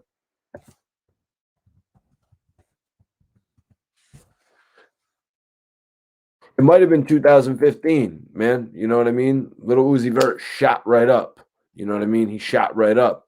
But if you get an interview and you put it out right away, which is what I usually do, sometimes, you know what I mean? Like, I would have done it before maybe the momentum was already there. Okay, it was 2017. Yeah. But anyways, you guys, I appreciate that. If anybody wants to ask a question, if anybody wants to join the chat tonight and actually speak with me, if anybody wants to come on and freestyle, all I ask is you drop a Cash App donation and come on live and talk. If it's a little bit too late for you and you just want to view it, I respect that, man. We're late tonight. I jumped on a little bit late. That's my apologies. It's actually kind of a snowstorm out here. So I was actually kicking it with my brother and shit. 10 million. It's good. It doesn't matter what year the song dropped. Rosewood said it's a learning lesson. It's a learning lesson. Rosewood says, yeah, you're right. You have a lot of learning lessons like that, man. You have a whole lot of learning lessons like that. Like when I got arrested on the way to a Wiz Khalifa show at King of Diamonds. You know what I mean? Shit should be crazy. Should be crazy.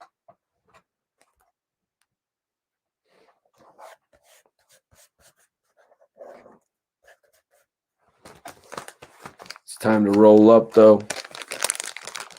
It is time to roll up again, you guys.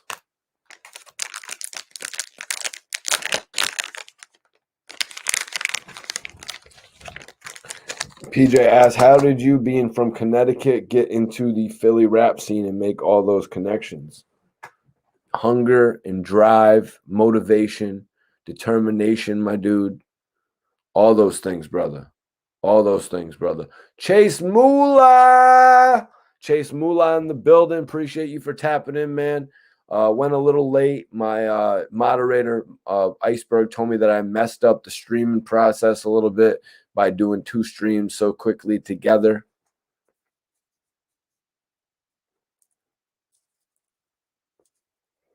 It's all good though, man. We're just kicking it tonight, to be honest with you. Tell you guys about a time that I got arrested. Yo, 10 million. You send that $20 cash app, my dude. Send that $20 cash app, 10 million, and I got the story for you about how I got arrested for 3 felonies and 2 misdemeanors.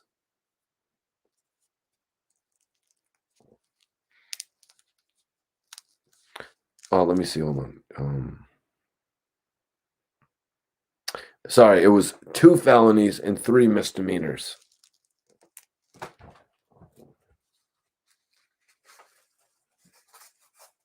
So they brought me in on 5 charges altogether. But yo, I'm not, you know what I'm saying? You're going to need to show some love, 10 million, if you want that one right there. I'll tell you about that one.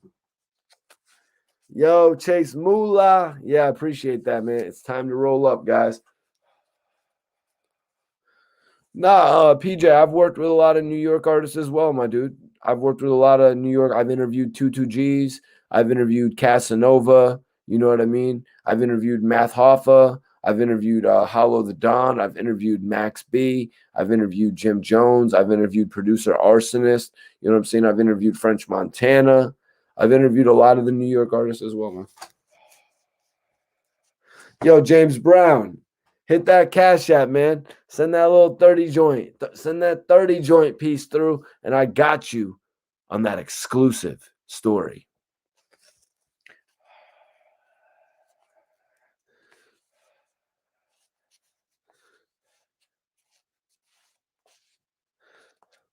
Lil Star Duke was popping. Appreciate you for tapping in tonight. Mac Mean, salute. All right, geez, I got you, man.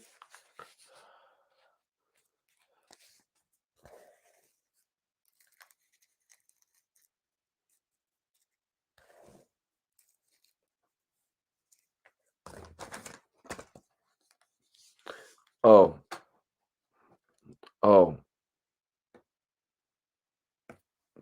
Damn, James. I don't know what to say then, brother. 10 million says, yo, what was Rich Hill like in person? Rich Hill's a cool dude, man. Rich Hill's a cool dude, man. I'm not going to lie. He actually really opened up in my exclusive interview with him and gave me some real details about getting caught. You know what I mean? He actually went over the amount of weed that he got caught with. He went over what his family did and how they reacted and what the law did. He actually got put on probation. Lil Star Duke, what school are you talking about, my G? What were you, a couple grades below me or something, or above me? But yeah, Rich Hill was dope, man. He got put on probation, so he basically was explaining to me how he had to quit smoking weed for a whole year and shit. Yo, James Brown, you can go download one right now. Like, just download it to your phone, attach it to your card. Let me see. Hold on, I gotta get back to this DM. My guy,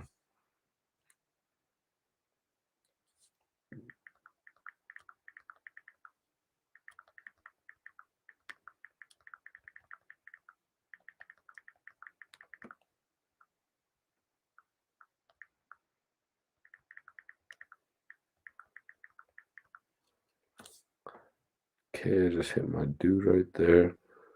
Okay, official payday. All right. Looks like everybody's asleep over there. Fitting to roll up. Also, Iceberg says, yeah, PayPal, Iceberg. Well, Little Star, what is your name? What is your name? And I'll tell you if I remember you.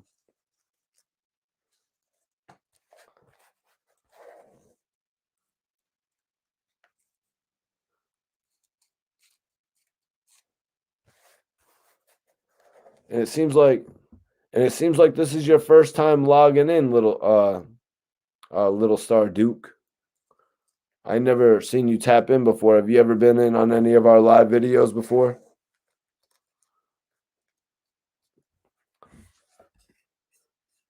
But yeah,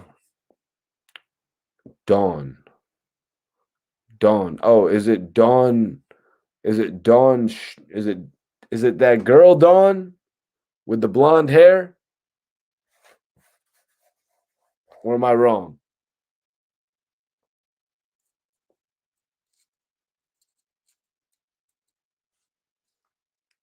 Yes.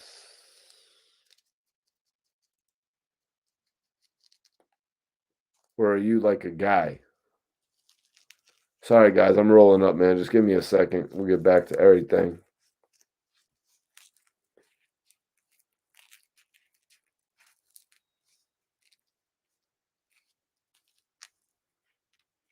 Okay, well, Dawn, hit me up on Facebook.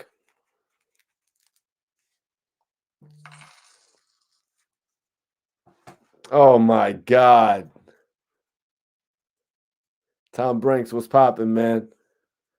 Yo, my man said unleash the madness.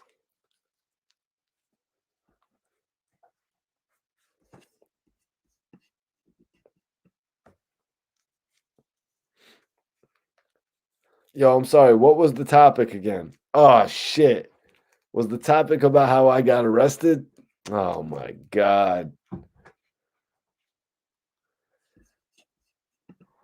Nah, Dawn, hit me up on Facebook. You know what I am. You know what my name is on Facebook. Michael Thurston on Facebook. Hit me on Facebook if this is the right Dawn that I'm thinking of. Tom Brinks.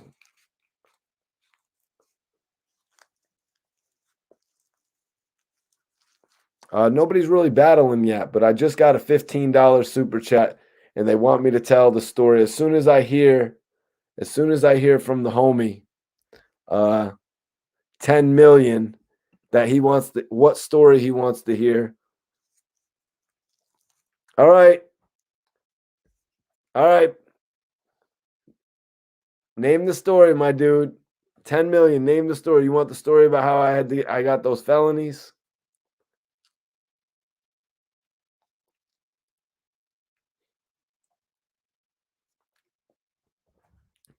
You want the story?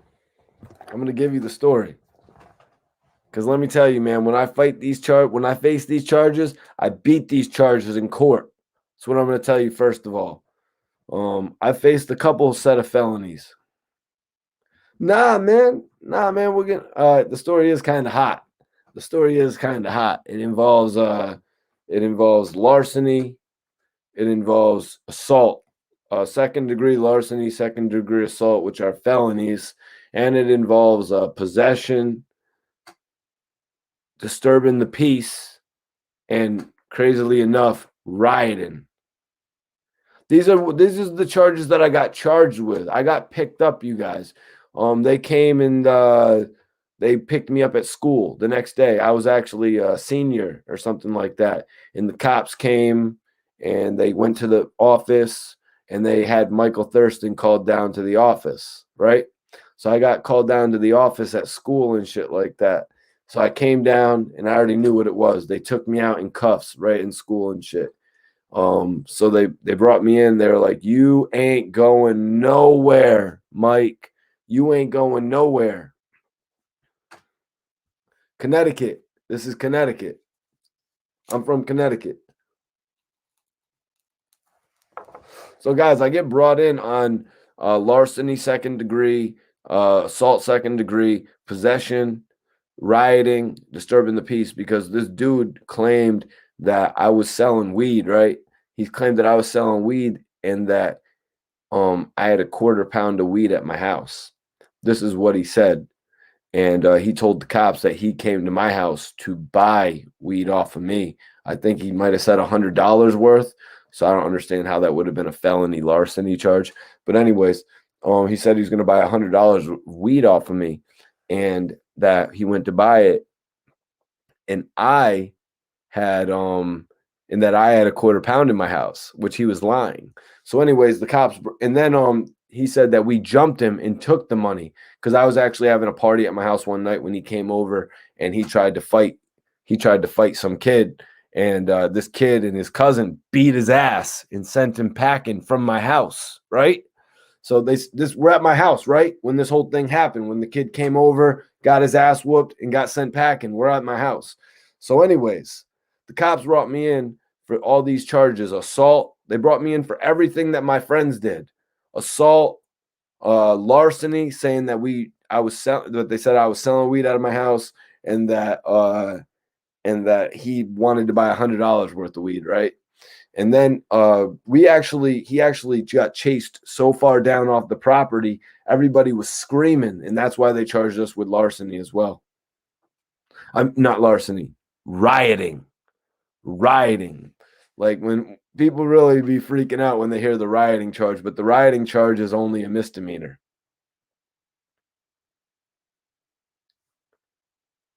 Nah, the thing is, Iceberg, it wasn't a resisting case because they didn't show up that night. This kid literally went. I think he had his friends punch him in the face or something. This kid literally went to the police station and was like, yo, these guys beat me up. I went to go buy weed off of them. So the police bring me in there and they're like, yo, Mike. This detective came up and he's like, yo, I'm Detective Mike. And I was like gullible, little 18-year-old or 17-year-old or something at the time, like gullible, right? And I'm like, oh shit, he's got the same name as me. So he's like, I'm Detective Mike. And he's like, we're going to your house and it's all over for you, Mike. It's all over. Like, yo, this is like whatever year it is. This is like what, 12 or 13 years ago. And they're telling me it's all over for me, all over a quarter pound of weed. It's all over for you, Mike. It's over. The show is done. And I'm like laughing because I'm like, yo, you're funny as hell. There ain't no quarter pound of weed. There ain't no quarter pound of weed at my house. You're out of your mind. What the hell do you think you're doing? If I had a quarter pound of weed at my house, you think I would have been at school today? You think I would have been at school that day if I had a quarter pound of weed at my house? I would have been at home smoking out that damn QP. You crazy? These people don't be knowing what they're thinking. Don't be knowing what they're thinking. I laughed. I was like, you're crazy. So they threw me in a cell. They were like, you're not getting out of here tonight. I had 2 felonies, 3 misdemeanors. They're like, you're not getting a bond. You're going to see the judge tomorrow. That's what they told me. I have never actually been in that situation where you see Iceberg. I'd never been in that situation where I got arrested on the scene at a nighttime and then they brought you in. Like if I had got arrested at 10 p.m., they probably would have had to make me go see a judge the next day. But they throw me in the cell and it was like 5 o'clock, 4 o'clock. It was right after I got out of school and I'm just like, shit. I'm like, shit, I'm going to be sitting in here forever. You know what I mean? Because it was going to be a long night. He's like, you're not getting out. You're not getting a bond. You're done. So, guys, some of the most crazy shit happened. Some of the most crazy shit happened that I think got me out. Oh, and meanwhile, when I had to talk to the police, I was like, I was on my own property. I was on my own property. What are you talking about? Because they actually had this phone recording. Like I said, it was this dude and his cousin that chased the dude out of there. This big ass dude named John. Like he was big as hell, like 300 pounds, 285 pounds. He had a cousin that was like 130 pounds. So he felt like it was his need to protect him and shit like that, right?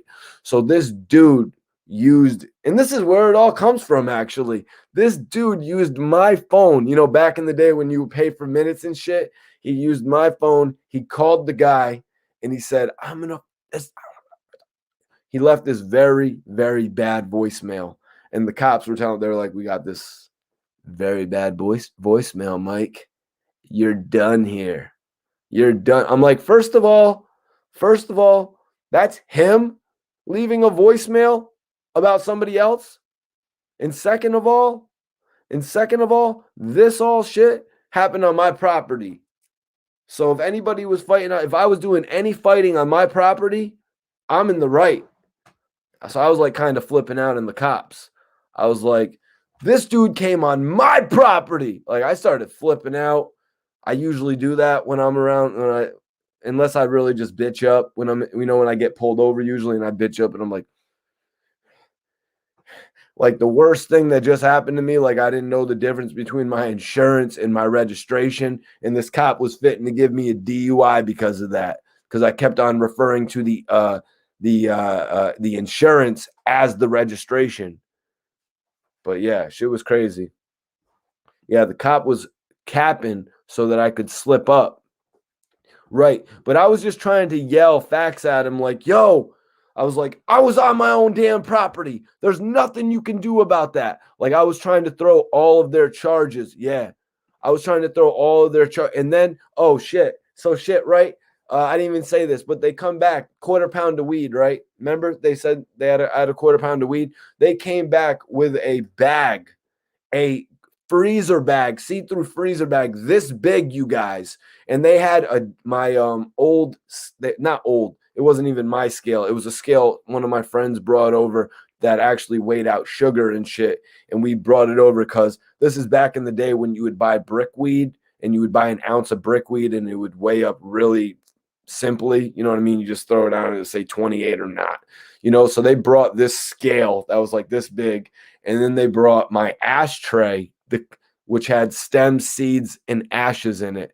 And that's all they had for possession charges. That's all they had for possession charges on me.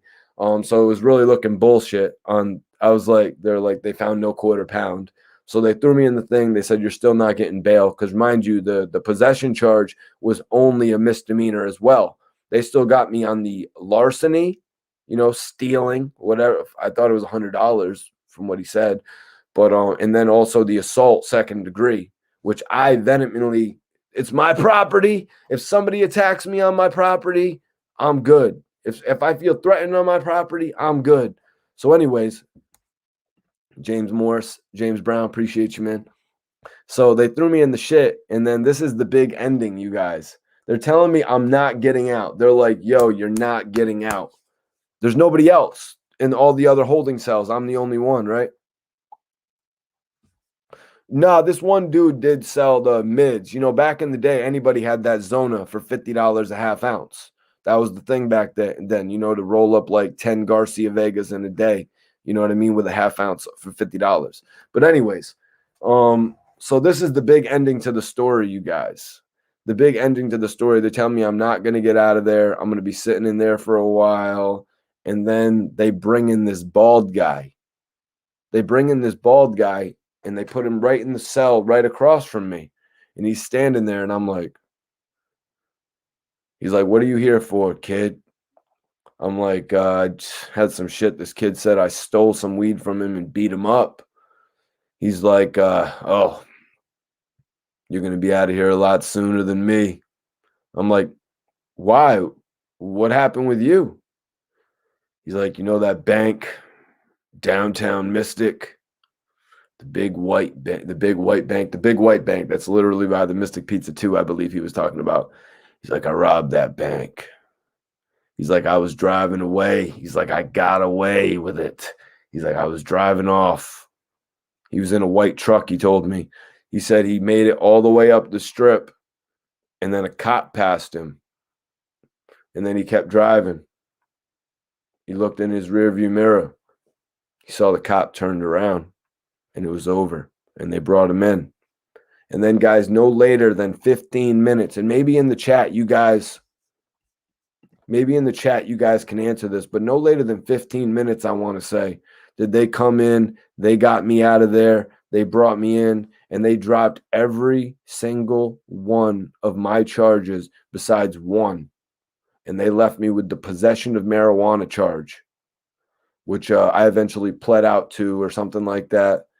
Or it got removed and I did 32 hours of community service or something like that.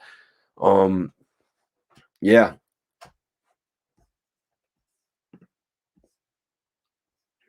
Yeah, CT's got some good gas. CT's got some good, not everybody, like my guy's got some good gas. I don't know about her. Anybody else? I mean, obviously, I mean, they've got dispensaries all over Massachusetts, which is where a lot of people get it. Yep, Zona in a Dutch or Zona in a Garcia Vega. Does CT have to stand your ground law? I don't know, man, but they did seem to react to. That's kind of what I wanted to go over, Iceberg. Like they did seem to react to me saying that I was on my own property. If a fight were to have ensued, I was on my own property and I was being defended. I was defending myself. So that's another thing. How is it going to be disturbing the peace on your own property? How's it going to be rioting on your own property? You know what I mean? Larceny, they found nothing to go along with his evidence. Assault, how is it assault if you're getting defended on your own property? So all of those charges were invalid. But still, you guys, if that bank robber didn't get brought in, they were going to bring me to court the next day and try to indict me or whatever the hell it's called on all those charges and try to get a reputable. They would have been so embarrassed bringing that shit in.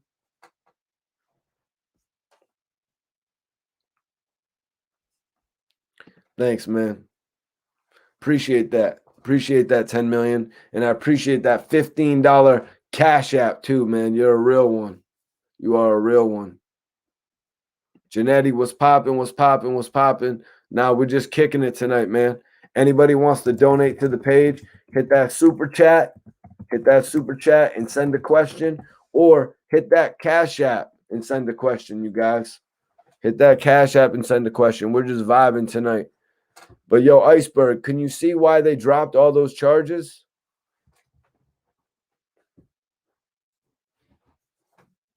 Because they really didn't have anything. They kind of would have looked crazy. I remember like a week later, I got pulled over. Me and my friends were driving down the street from my house, like a few miles away, getting into town. And somebody had cups. They had cups. We had these big ass white cups and shit. And they pulled us over there like, oh, sorry, we thought you were drinking. We thought you guys were drinking and shit like that. And then they had me roll down my window and they're like, hey, Mike, we heard about what happened at your house. Heard about the raid at your house where they got nothing. And it was like the cops were like laughing about it. They were laughing about the fact that nothing was found in the raid. They were kind of laughing at their own. You know?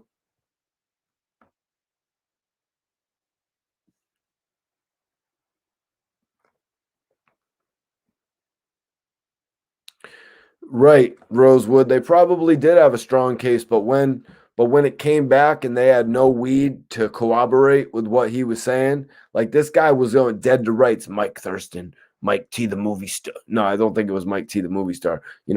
It's Mike Thurston on the Cash App for everyone asking. You know what I'm saying? Oh,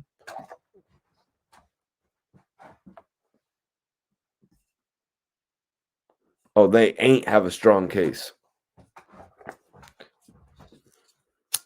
Yep, they didn't have a strong enough case to keep your boy down.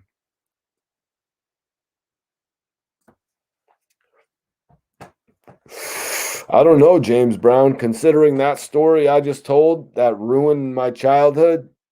You know what I'm saying? Like, no, it's not good living up here. There's too much police presence up here. Like, these guys work to ruin my life.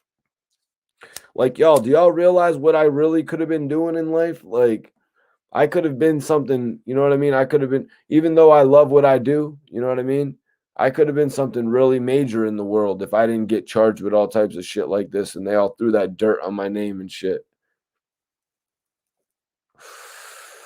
Maybe academics was supposed to be academics who went on and signed the complex and then created such a big name.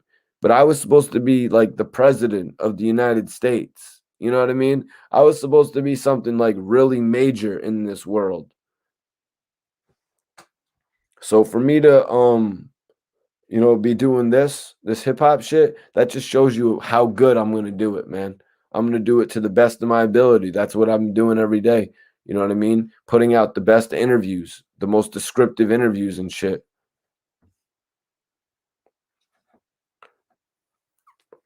I love what I do, man, because I always do what I love to my best ability.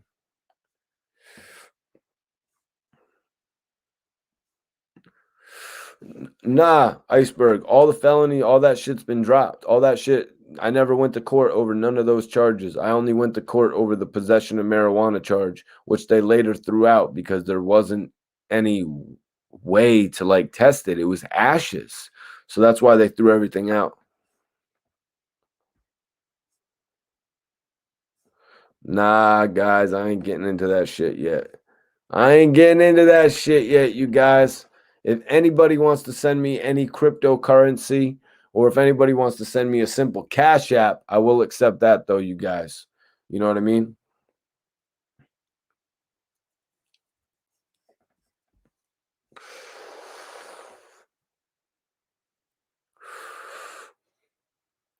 Rosewood wants to tap in. Let me see Rosewood. Let me see what Rosewood's cash app donations total.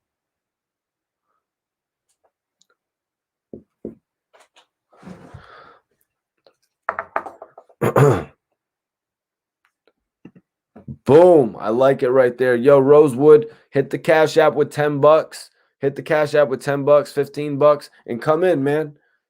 I know you sent a couple cash apps. You sent $7. Send me a little $10, $15 cash app and come in and talk what you want to talk to the people. Just remember, if you come in, drop no F-bombs, my brother. Try to be selective on the F-bombs. You know, we got to keep it casual. The StreamYard is actually pinned. But 10 million, I appreciate that, man. He says, you got it. You got it good, big dog, because you don't answer to no man. Because you don't answer to no man and you do what you love. Man, I really appreciate that. I really genuinely appreciate that, man. You know, that's how I look at it too with what I do in hip hop. I look at it like that. I look at it like I'm making history. I look at it like I'm in my own lane. You know what I'm saying? I'm in my own lane of making history. I'm in my own lane of making a change. So I don't try to let anything else like throw me off my path.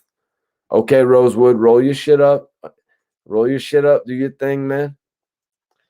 Uh, you know, I like the fact that I don't have to answer to nobody. I like the fact that you know, you don't have a boss in this. I like the fact that you can make your own hours. You know what I mean? Majestic and RBH, you know, the guys from the Circle of Wealth podcast, they be asking me, yo, what's up with the schedule? There's really no schedule for what we do, you guys. If a hot story breaks, you know what I mean? If a hot story breaks, you got to cover it.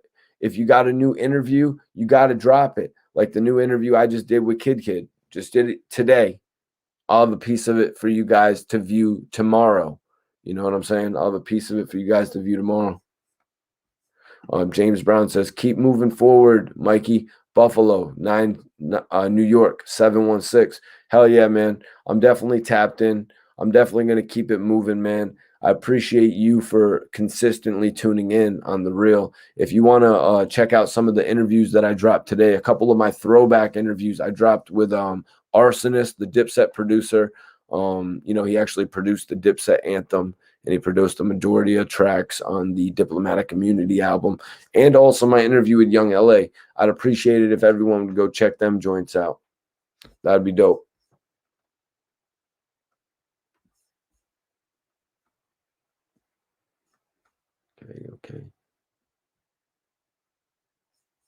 Okay. I see Janetti. Has a inspiring message here. I'm gonna get onto that in 1 second. Man, sometimes it's good just to jump on here and see this. What is it? Thursday night? It's Friday morning. You know what I mean? Sometimes catching a blessing like this is dope. Janetti says, "Hell yeah, man! Keep doing what you do. The struggle breeds strength. The scars breed stories.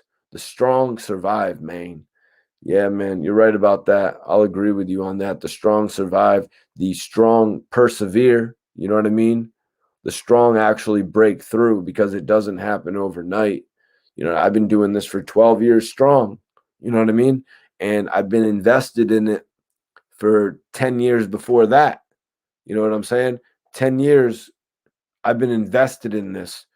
12 years, I've been doing it. You know what I mean? I felt the need to get involved in the music industry. I felt the need to get involved in this game, you guys. And I didn't want to let anything hold me back. I didn't want to let any barriers hold me back. I didn't want to let any outside influence hold me back in what I was trying to pursue and what I was trying to accomplish, you guys. You know, and I appreciate that you guys are all tapped in, even at 2 a.m. in the morning. It shows what's up. It shows what's up. It really does. Right now, it looks like we're going to have Rosewood coming up and join us. Rosewood said he had a couple things he wanted to talk about. I'm actually wondering what he's going to want to talk about. That should be interesting. That should definitely be interesting to have Rosewood on the channel. But he says he's going to roll something up. I've actually got something rolled up right now, so I'm not even gonna waste any more time, to be honest with you guys. I'm gonna smoke some of this good ganja. Kid was telling me tonight that he's working on his new project. If anybody is wondering what the title is going to be, it's Real is Rare. Real is Rare. He told me he actually recorded 72 tracks, 72 records.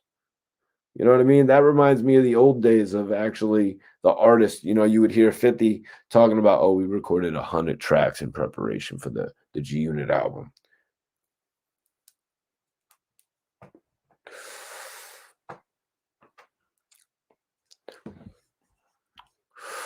James Brown says it does feel about better when you are your own boss. Yeah, you're right. You know what I mean? To have that feeling, to have that advantage. You know what I mean? That advantage of being able to work when you want to work. You know what I mean? The advantage of knowing when you've got to work. You know what I mean?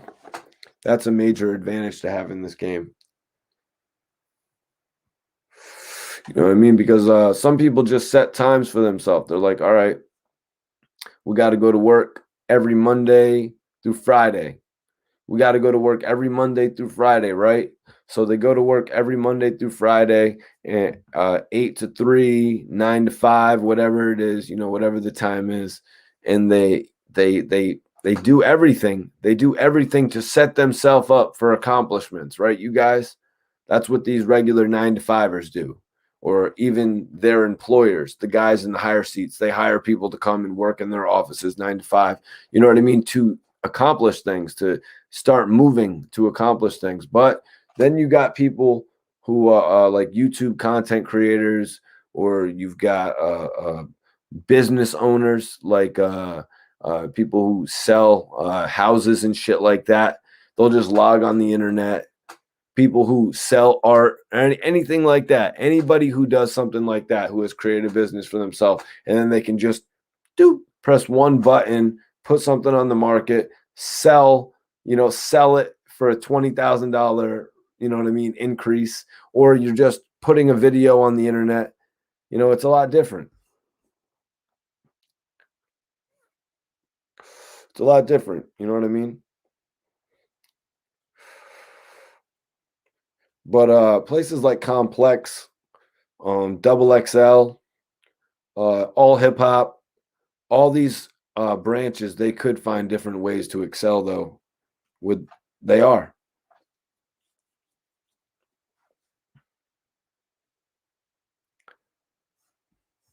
Oh, hell yeah.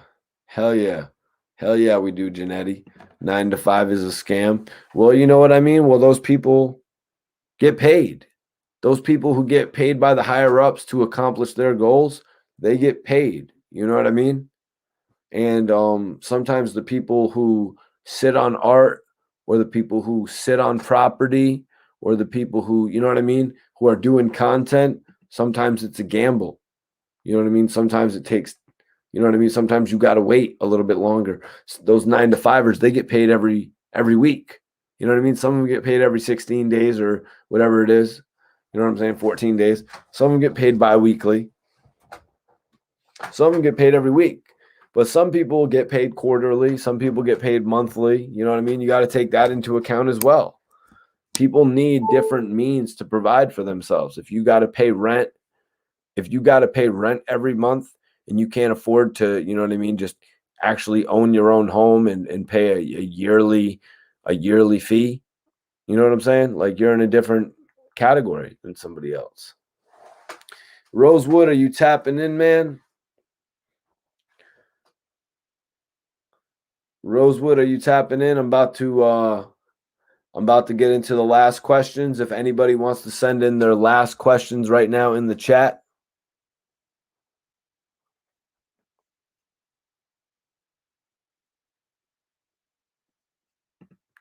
Damn, Iceberg says people just adapted to the e-commerce just now because of Corona. I had PayPal merchant account over a decade ago. I knew I could never have, boss. That's what's up, Berg. That's what's up, man. Yeah, the pandemic changed a lot of things for a lot of people. If anybody wants to ask a question right now, I'm taking the questions right now in the chat. Any questions that y'all send in. Rosewood, we're waiting on you as well. But yeah, the pandemic really pushed a lot of people to either sink or swim. It was like, are you going to do something? Are you going to thrive? Are you going to adapt? You know what I mean? Can you move with the culture? Are you going to get left behind? You know what I'm saying? Even that's one of the reasons that I jumped into this whole game. You know what I mean? You don't want to get left behind. You don't want to get moved over. You know what I'm saying? You want to stay with the current. You want to try to be as current as you can with it. That's why people always are updating their phones, and that's why people are, you know what I mean? Anything like that. Always updating their electronics. It's similar to that. You know what I mean? I don't want to be passed by. I'm not going to be passed by. Maybe I was passed by in the electronics, but I'm not going to be passed by in this department. You know what I'm saying? Maybe I got a little bit of a ways to go when it comes to actually doing interviews on Instagram. That's not really my cup of tea. I don't do the interviews on Instagram. I'm more of an interview on YouTube, guys. I've got the StreamYard. You know what I'm saying? I got the StreamYard link, and that's what really works best for me. You know what I'm saying? Personally, I like the side-by-side look more than the Instagram look as well. Iceberg, do you think I should do interviews on Instagram, or do you think that's a waste of my time?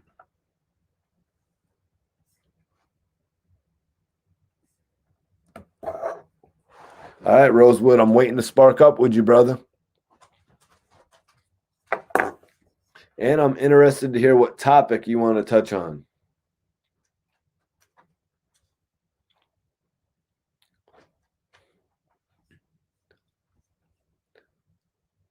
Okay. Yes, it is, bro. I do agree. 10 million it is. Iceberg says they don't know how to adapt, Mikey. They used to having somebody tell them what to do. Consumerism runs America. They work, they buy. Repeat the cycle. They not taught to save. James Brown says, I'll be glad when this pandemic is over. It'll be cool to see a live concert. James, let me ask you, what was the last live concert you saw? I'm trying to think back. Iceberg, what's the last live concert you saw? Everyone in the chat, I want to know. We got 25 people in here. So I want to know, what was the last live concert that everybody saw? I'm going to start it off with a big one, you guys. I'm going to start it off with a big one here. The last live concert that I saw was actually Benny the Butcher. Yep, it was the Benny the Butcher concert.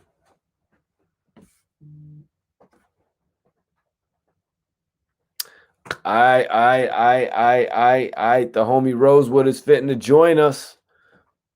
Okay, Iceberg, I appreciate that. No IG interviews.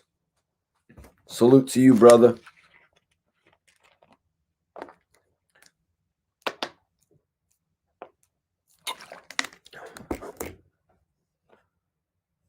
Yes, sir. We're about to hit 50,000 subscribers. All right, we're about to be joined in here by the homie Rosewood. I'm going to let him introduce himself.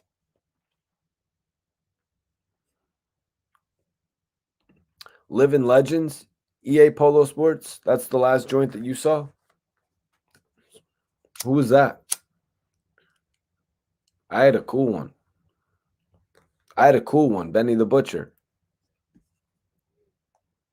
Ooh. James Brown says that he saw Jay-Z and Beyonce at the New Era Field. That's lit. That's lit.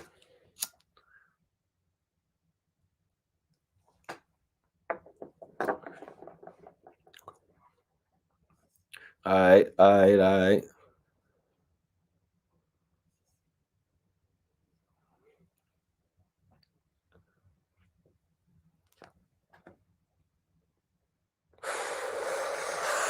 Waiting on you, Rosewood. Just click that link. Click that link that's pinned, and you can join the chat. Yep. No IG interviews. You damn right, Iceberg. You know how we do over here, man.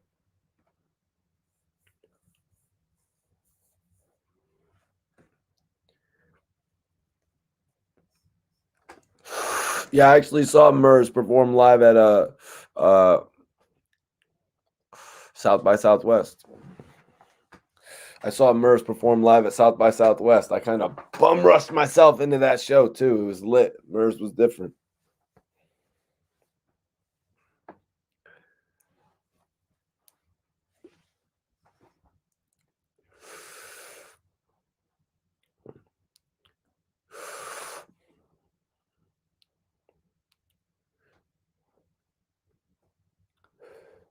I barely I barely knew Murs. Someone just said, "Yo, there's a performance in there," and I was like, "All right, I'm going in there."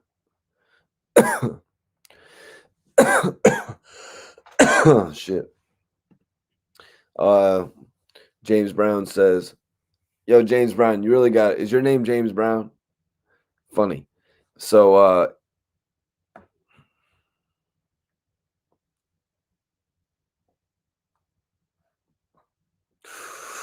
yeah, Living Legends. Obviously, I didn't think you were talking about 8 Ball and MJG.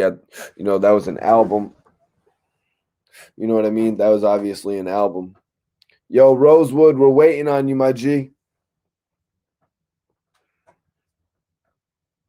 Okay. Okay.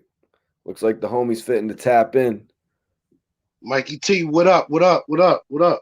What up, my guy? First off, will you introduce yourself to everybody? Let them know who you are, where you're from. Okay. First and foremost, my name Rosewood, aka Pete Rose. I'm from Philly, North Philly, in Logan Valley, 15th and Duncannon. Spill Entertainment. We do artist development. I got a couple artists I'm managing right now. Dark Skin Ed, LX. She got a song on YouTube right now. Chopper. People should go check that out or whatever. We're gonna All be right. doing some more bangers. Philly We is in the definitely. building. Yo, what is your IG, bro, so I can pin it up? I ain't got an IG. I'm just on YouTube right now. I'm in the streets, Mikey. Okay, So you're on YouTube. Do I'm you have on a YouTube account you want me to pin up? Rosewood on YouTube. Just type in Rosewood.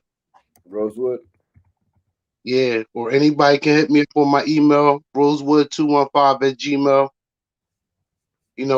Any artist out there that's trying to put in some work and need development or that's need that little push or whatever, you know, that you might need or whatever, that little back end or whatever that can get you out there so you can do your thing or whatever like that. We working with Battle Academy Studios, Stiz, and the Battle Academy. Shout out to Stiz. My man Razor OBH. Okay, You did an interview with him. Yeah, that's my guy. We from the same hood. Like that's my brother interesting. right there. Yeah, same hood and shit. So we my bad. We really working on a lot of things with that. Uh, we also working on criminal justice reform in the state. And I was listening to you saying like your marijuana case. Like we really trying to link with a lot of brothers in the city of Philly, like to get your record expunged. Because if the state is selling weed on a major level, then we should have cases. So just like anybody else can get pardoned, we can get pardoned. And like you said, you could be president. If you get those cases off, you can be whatever you want. So that's what we try and do out here. And we also try and be like a conduit between those people that's doing political things and the rap world. So the battle rappers, the regular rappers, or whatever, because we really have to really get out here and make the change right now. And that's really what I'm about right here. You know, getting out there, like I said, Spill Entertainment, Razor OBH, Freedom Men. You know what it is already. Salute to you. Keep them interviews coming, Mikey T. All right. You're doing a great job, man. So Rosewood, you actually mess with Spill and you actually mess with Spill music? Yeah, definitely, definitely. So you're a part of Razor's group. Yeah, yeah, definitely. Oh, Yeah, that's my guy from day one when he was writing raps on my block that's when what's he was up. when he was a teenager. You All right. know, So so tell me, man, one of the questions that the chat asked right before you tapped in was, what was the last concert? The last oh, concert. What was your last concert, Rosewood? that Benny the Butcher concert at the TLA at St. Okay. John. The one where they brought Dark Low at. Yeah, yeah. Conway was I was there. actually, yeah, I was actually backstage in that joint. Yeah, I Word. was up. I'll be in the cut, blowing it down. So that was the last show I saw. That was an amazing show right there. Like they really, Griselda really brought a breath of fresh air to hip hop.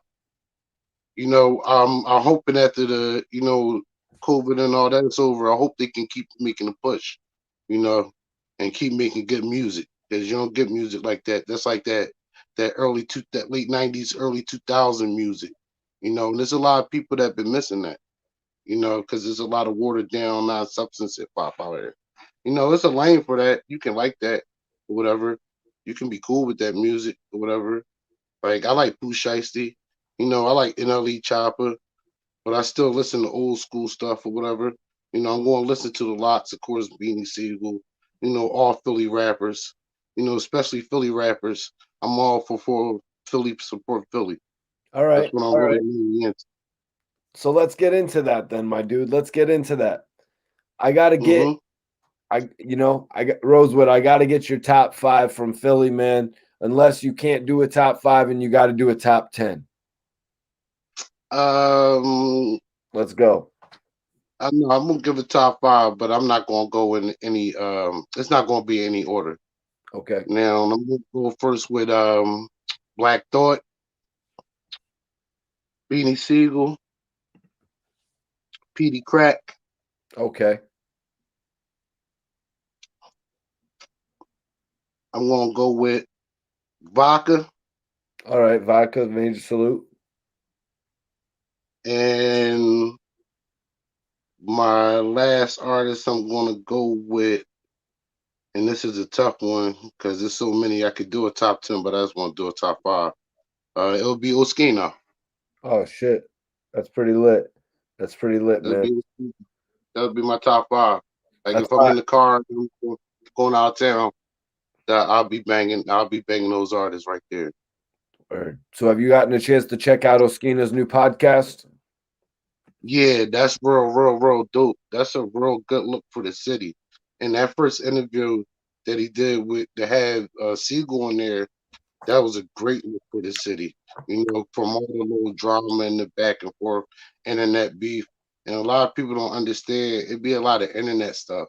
It don't really be that in the city. Like in the city, we actually gonna sit down and talk because there's so many murders. Last year we had 500 homicides. This year we got more homicides and days. So people really gonna try to sit down and talk. The internet, people on the internet from other places, they just think it's one thing or whatever, and then they start typing things up, and it don't be that. So for him to be on there is great. I mean, I'm hoping he can have Neef on there, but we don't know about that one. Ooh. Well, That's what I'm waiting.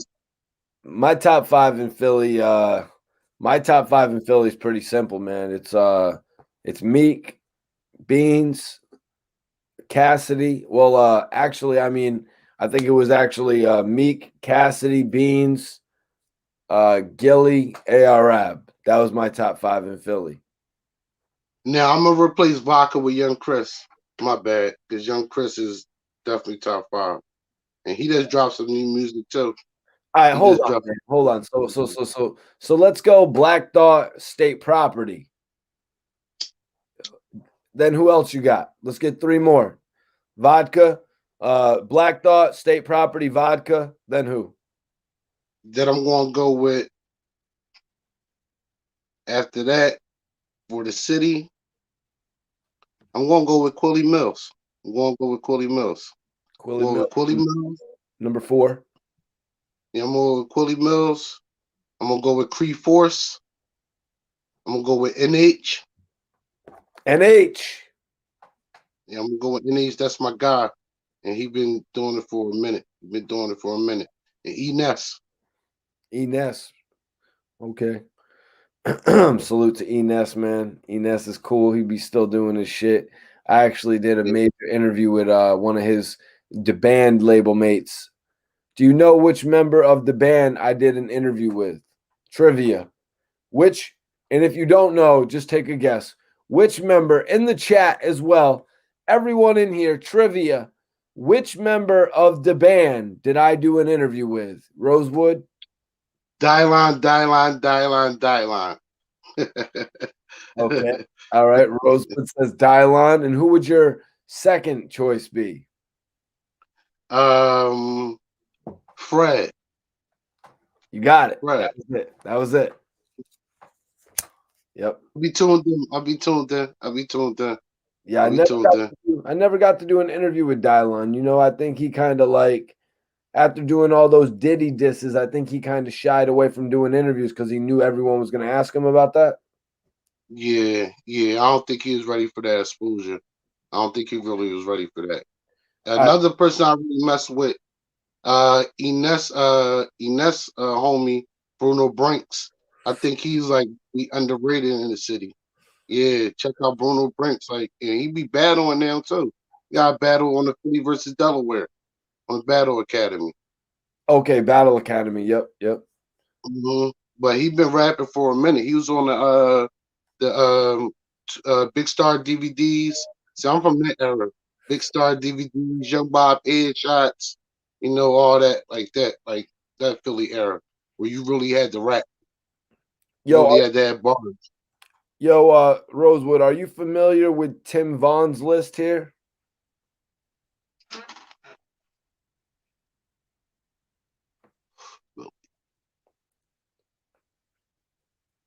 Nah, I was. That can't be a Philly list because Allen Iverson's not from Philly. Oh, he's saying there's people from Philly in general.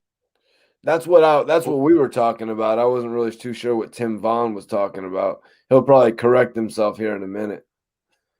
10 million says Philly's most wanted went crazy. Could you tell me Definitely, about that? Because I don't know too much definitely. about Philly's most wanted. So can you tell me a little bit about it?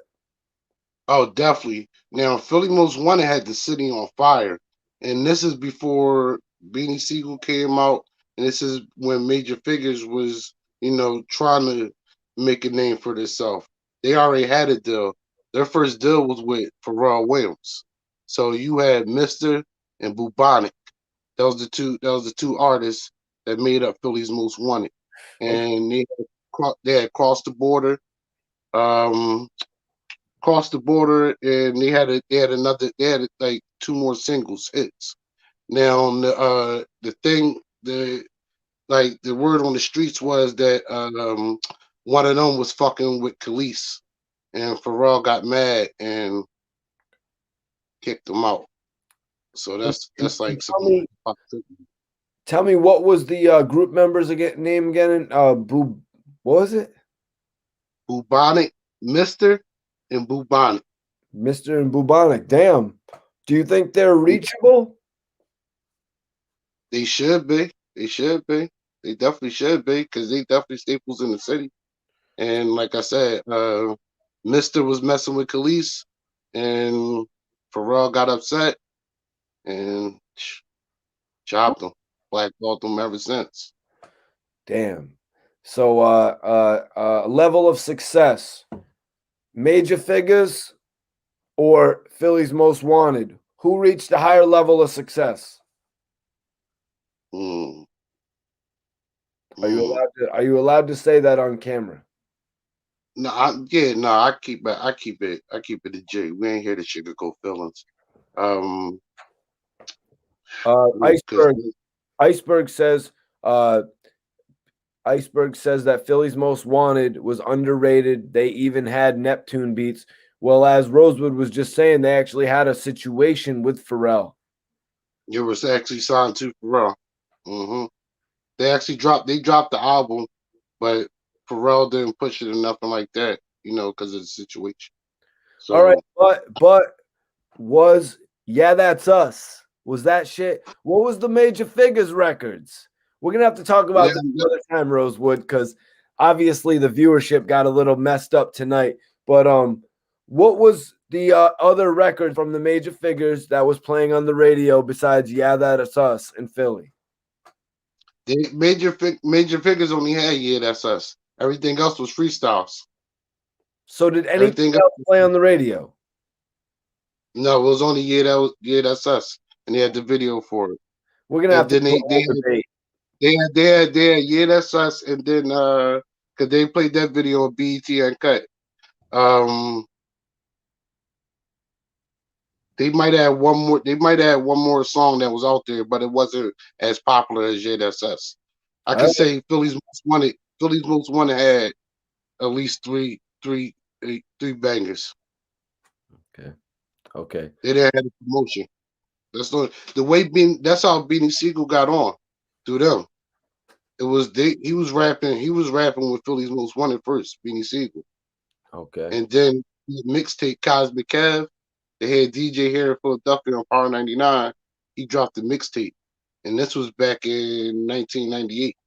And once he dropped that mixtape, it had Major Figures on there, Fully Most Wanted, Beanie Siegel, and it was like all them together doing different songs. That's when Beanie Siegel dropped 1,000 Bars, which got him signed by Jay-Z on that mixtape right there. Like when that mixtape dropped, like When it was who like it dropped? was like that When who, Cosmic Cat, it was called the Best of Beanie Siegel, okay. Cosmic Cat. You can look it up on that fifth today. It was a tape then. When that dropped, it was like gold. Like you couldn't find it nowhere. Well, People was stealing it. Rosewood, we're gonna have to Janetti says Cosmic Kev Streets banging, but yo, I got a question here for you. We're gonna have to go over this probably in a whole debate format though, because a lot of Mhm. people, some people say Mikey T, you should talk about Philly's Most Wanted a little bit more, and that's cool. I can go and interview them as well, but it's dope to have perspective like what you're giving right now, Rosewood, and like debate circumstances, like because you're not sugarcoating it. You just kept it all the way real, man. But Janetti, Yeah, I'm a Rosewood. hip hop fan. I can tell. Question, Rosewood, what's your opinion on Odats Rida? Am I saying that name right? Oh, that rock, yeah. No, he all right. I haven't listened to too much. Like I heard like a song or something, but is if it comes across my radar, I check it out. But there's so many people that I try to check out or whatever, and he okay. It's nothing that jumped out to me, whatever. It's just What another do up you and coming know? artist.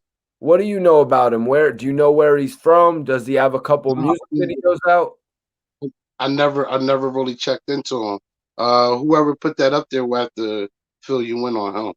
Okay, because I have read the name on Instagram here and there. That's all the only significance I can really say to oh that's Ryder. I believe he's out of Philly. I believe he puts out freestyles. You know what I mean? That's pretty much all that I know. Yeah, yeah. I'm not sure. I'm not But sure. look what RJ Payne did by putting out freestyles all over YouTube Yeah, and Instagram. He became nearly a household name now from doing that. from doing them freestyles. Yeah, that's why I'll be asking about who got the bars coming on here. You Right, know, right. I know how to rap, but I'm not. I'm not how to rap, but I'm not a rapper, Mikey T. You're a historian. You're a historian, Rosewood. Definitely Yeah, I'm a have rapper. you back on. Yeah, I know how to rap, but I'm not a rapper. So that's why let's do the artist development, management, Spill Entertainment, you know, Spill. Battle Academy. 10 million says, I tuned out for a second. Now y'all talking about PMW. I missed it. Yeah. Yeah, man. Sometimes, that I'm telling you, Rosewood, that's what the people kind of want to hear about. You know what I mean? They kind of want to hear about Philly's Most Wanted a little bit more, but they want to hear more than I think than they want to hear it from their perspective, but they also want to hear it from people like your perspective. You know what I mean? People who were Yeah, there hearing it literally on the radio. yeah, because I was definitely there when it was playing on the radio. Like I said, that's when tapes was out. It wasn't no CDs. It was tapes. So like when that was playing on the radio, like everybody was playing it. Everybody. you know, and you can go on YouTube now and type in Philly's Most Wanted cross the border. And actually they were the first. I can credit them to be the first people to wear throwback jerseys. Ooh, now you're going a little far. Dead ass. But who looked better? Not to judge men like that, but I mean, you know what I mean. As an A&R for a label, as a label head, Spill Entertainment, you got to be able to judge who looks better Hmm. in what. Who looked Hmm. better? Who looked better in them? Did Gilly and them look better, or did Bubonic and Miss? Philly's Most Wanted. Philly's Most Wanted. Because when Major Figures first came out, they weren't wearing jerseys. They were wearing Versace, Prada. That's true. They were wearing Moschino, all that. They was wearing that because at that time in Philly, that was the wave too. Like Mm. Prada, Moschino, '98, like Polo, Guessie's, Tim's, or whatever like that. That was the thing. So they, like I said, they were the first people to have throwback jerseys on. Especially they had on the cross the border video. They got the Phillies jerseys on. One got a Mike Smith jersey on. Somebody got another, the blue one, and then they got the one with the pinstripe, and then they got the fitted hats to match. At that time, nobody knew where to get a throwback jersey from unless you knew Mitchell and Ness. This is 1998, so a lot of people ain't know Mitchell and Ness on Chestnut Street because it's a small store. My That's dude right that's out here. classic information right there. That's classic Philly information right there. I could credit them to be the first ones to wear throwback jerseys in the industry. Henny Blanco asked, did one member of the Phillies Most Wanted pass away? Not that I know of. I didn't hear that one. Okay. That would have. And That would. also, let me see. Now, people are messing with you in here, man. My dude Iceberg said, shout out to Rosebud. Shout out to Rosewood. He knows how to keep it a buck. Um, 10 Got to. million, 10 million asks, how come they didn't take off harder after the first album? Yo, do you think maybe we should probably come back and talk about this another night? You know what I mean? Maybe I, why it's up to the people. It's whatever the people want. It's whatever the people want. you know what I mean? I feel like we should come back and talk about that a whole nother night, man. Why Philly's Most I Wanted can, didn't take off after I the can, I can kind of answer this question though, real right. He briefly. wasn't in here a little bit earlier when you spoke on the affiliation that Philly's Most Wanted had with Pharrell. He was tapping in a little bit late. Oh, okay. Now the thing is, like I said, they were signed to Pharrell.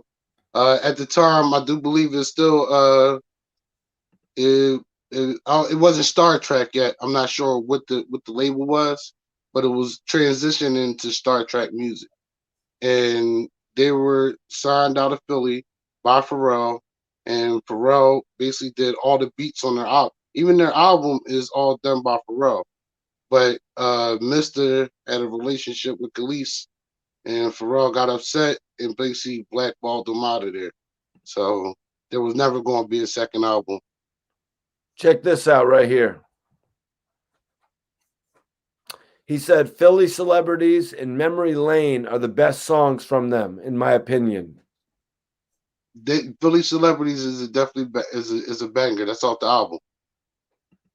Also, Please Don't Mind, maybe Cross the Border. That's the two. That's the two. That's the two top singles right there. Don't mind and cross the border, and they got the videos for it. That's when people watch the video and listen to the song. Like we really thought they were next, but the industry politics. So Rosewood, this is my guy James Brown. He's actually from Buffalo, New York. He said I always rocked with Philly. He said I always rocked with Philly rappers since Schoolie D. Yeah, the first gangster rapper. Even Ice T would tell you that. 6 in the morning, that flow is from Schoolie D. He said that on Drink Champs. Philly has a major impact on the hip hop scene, on the music scene, period. I don't know where the disconnect came in at, but we try and bring it back together. Real shit. That's actually what OT the Real said to me in our interview about Philly coming together right now, man. It's a dope setting. I've always loved Philly. But Rosewood, man, I'm gonna have you come back to speak to me about Philly's Most Wanted. I'm gonna reach out to you shortly, Rosewood, man. I appreciate you for tapping in. Let everybody know how they can mess with you and shit. Definitely. Everybody can hit me up at rosewood215 at Gmail. You already know. Spill Entertainment. Shout out to Razor OBH. Major Shout out to salute. Lex. Shout out to Dark Skin Ed. You already know Freedom Men. Shout out to whole 15th and Duncannon, the whole Logan Valley, East Side and the West Side. You already know what it is. Work. Rosewood, I appreciate you, man. Talk to you shortly. Definitely. We gonna link up, Mikey. We gonna definitely link up.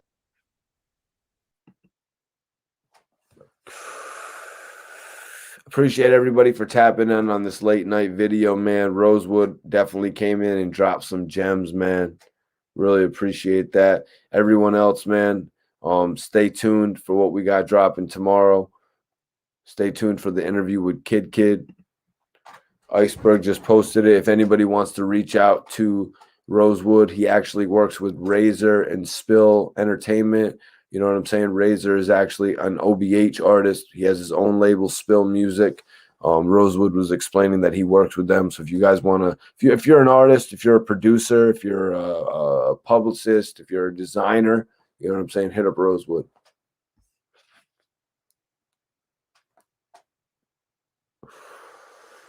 Appreciate everybody for tapping in, man. If anybody wants to send a late night donation, you know what I'm saying? If anybody wants to support the channel on some late night shit, hit that Cash App Mikey T movie. You know what I'm saying? It's been a live show tonight.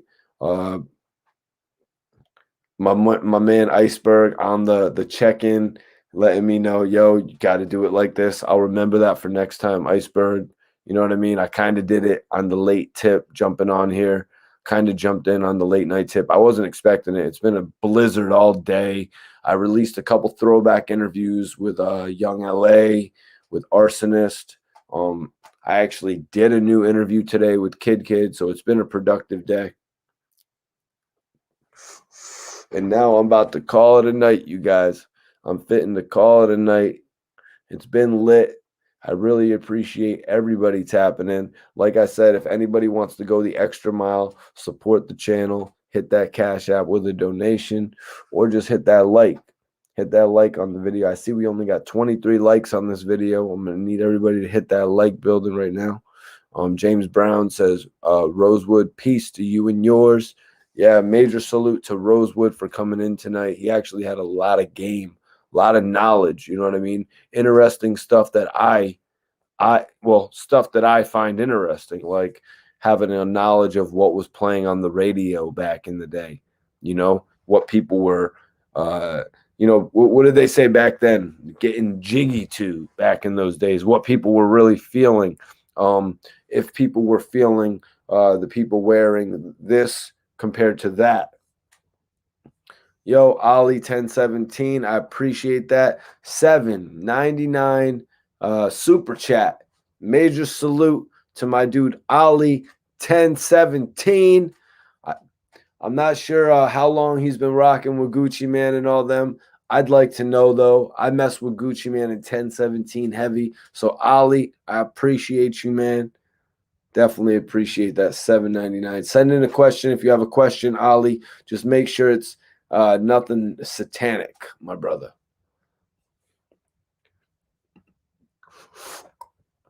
Definitely appreciate the super chats. If anybody wants to donate to the channel, it's Cash App Mikey T Movie though.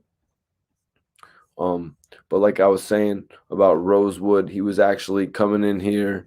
Rosewood was actually coming in here and giving some great facts about, you know, what people were doing at a certain time. Like he was explaining the Phillies Most Wanted were rocking the jerseys, whereas Major Figures was rocking the Versace. So that's a whole debating topic right there as far as the fashion. You know what I mean? You know what I mean? The clubs, the records released. Apparently, neither group got a second album. Neither group got a second album. But yeah, we're about to tap out for the night.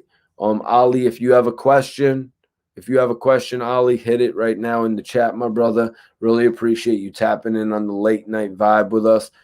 Anybody else, if you want to donate to the channel, if you want to support the channel, or if you just want to, you know what I mean, show some love. Whatever you want to do, guys. Appreciate it. Last questions because we're about to call it a night. Philly.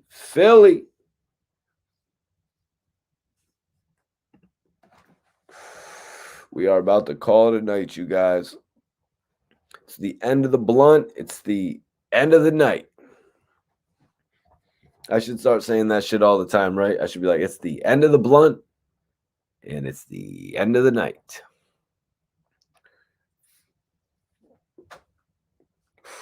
It's 3:00. I got to be up mad early and shit, you guys.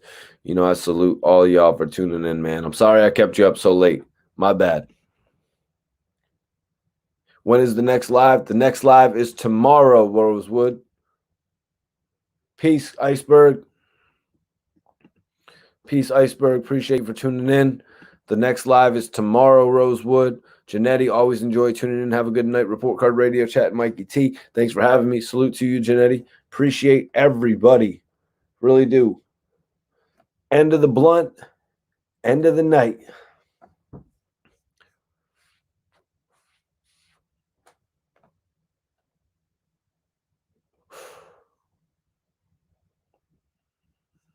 Nah, Janetti, we got the Janetti. I mean Ali, we got the $7.99 joint, man. We got the $7.99 joint, Ali. Appreciate you, man. That's love. That's love, my brother. Peace out, Rosewood.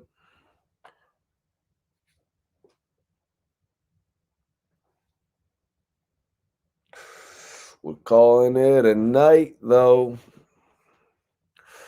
We are calling it a night, though. It's over, guys. The show is over tonight. We went 2.5 hours just because. Major salute, everyone. Major salute.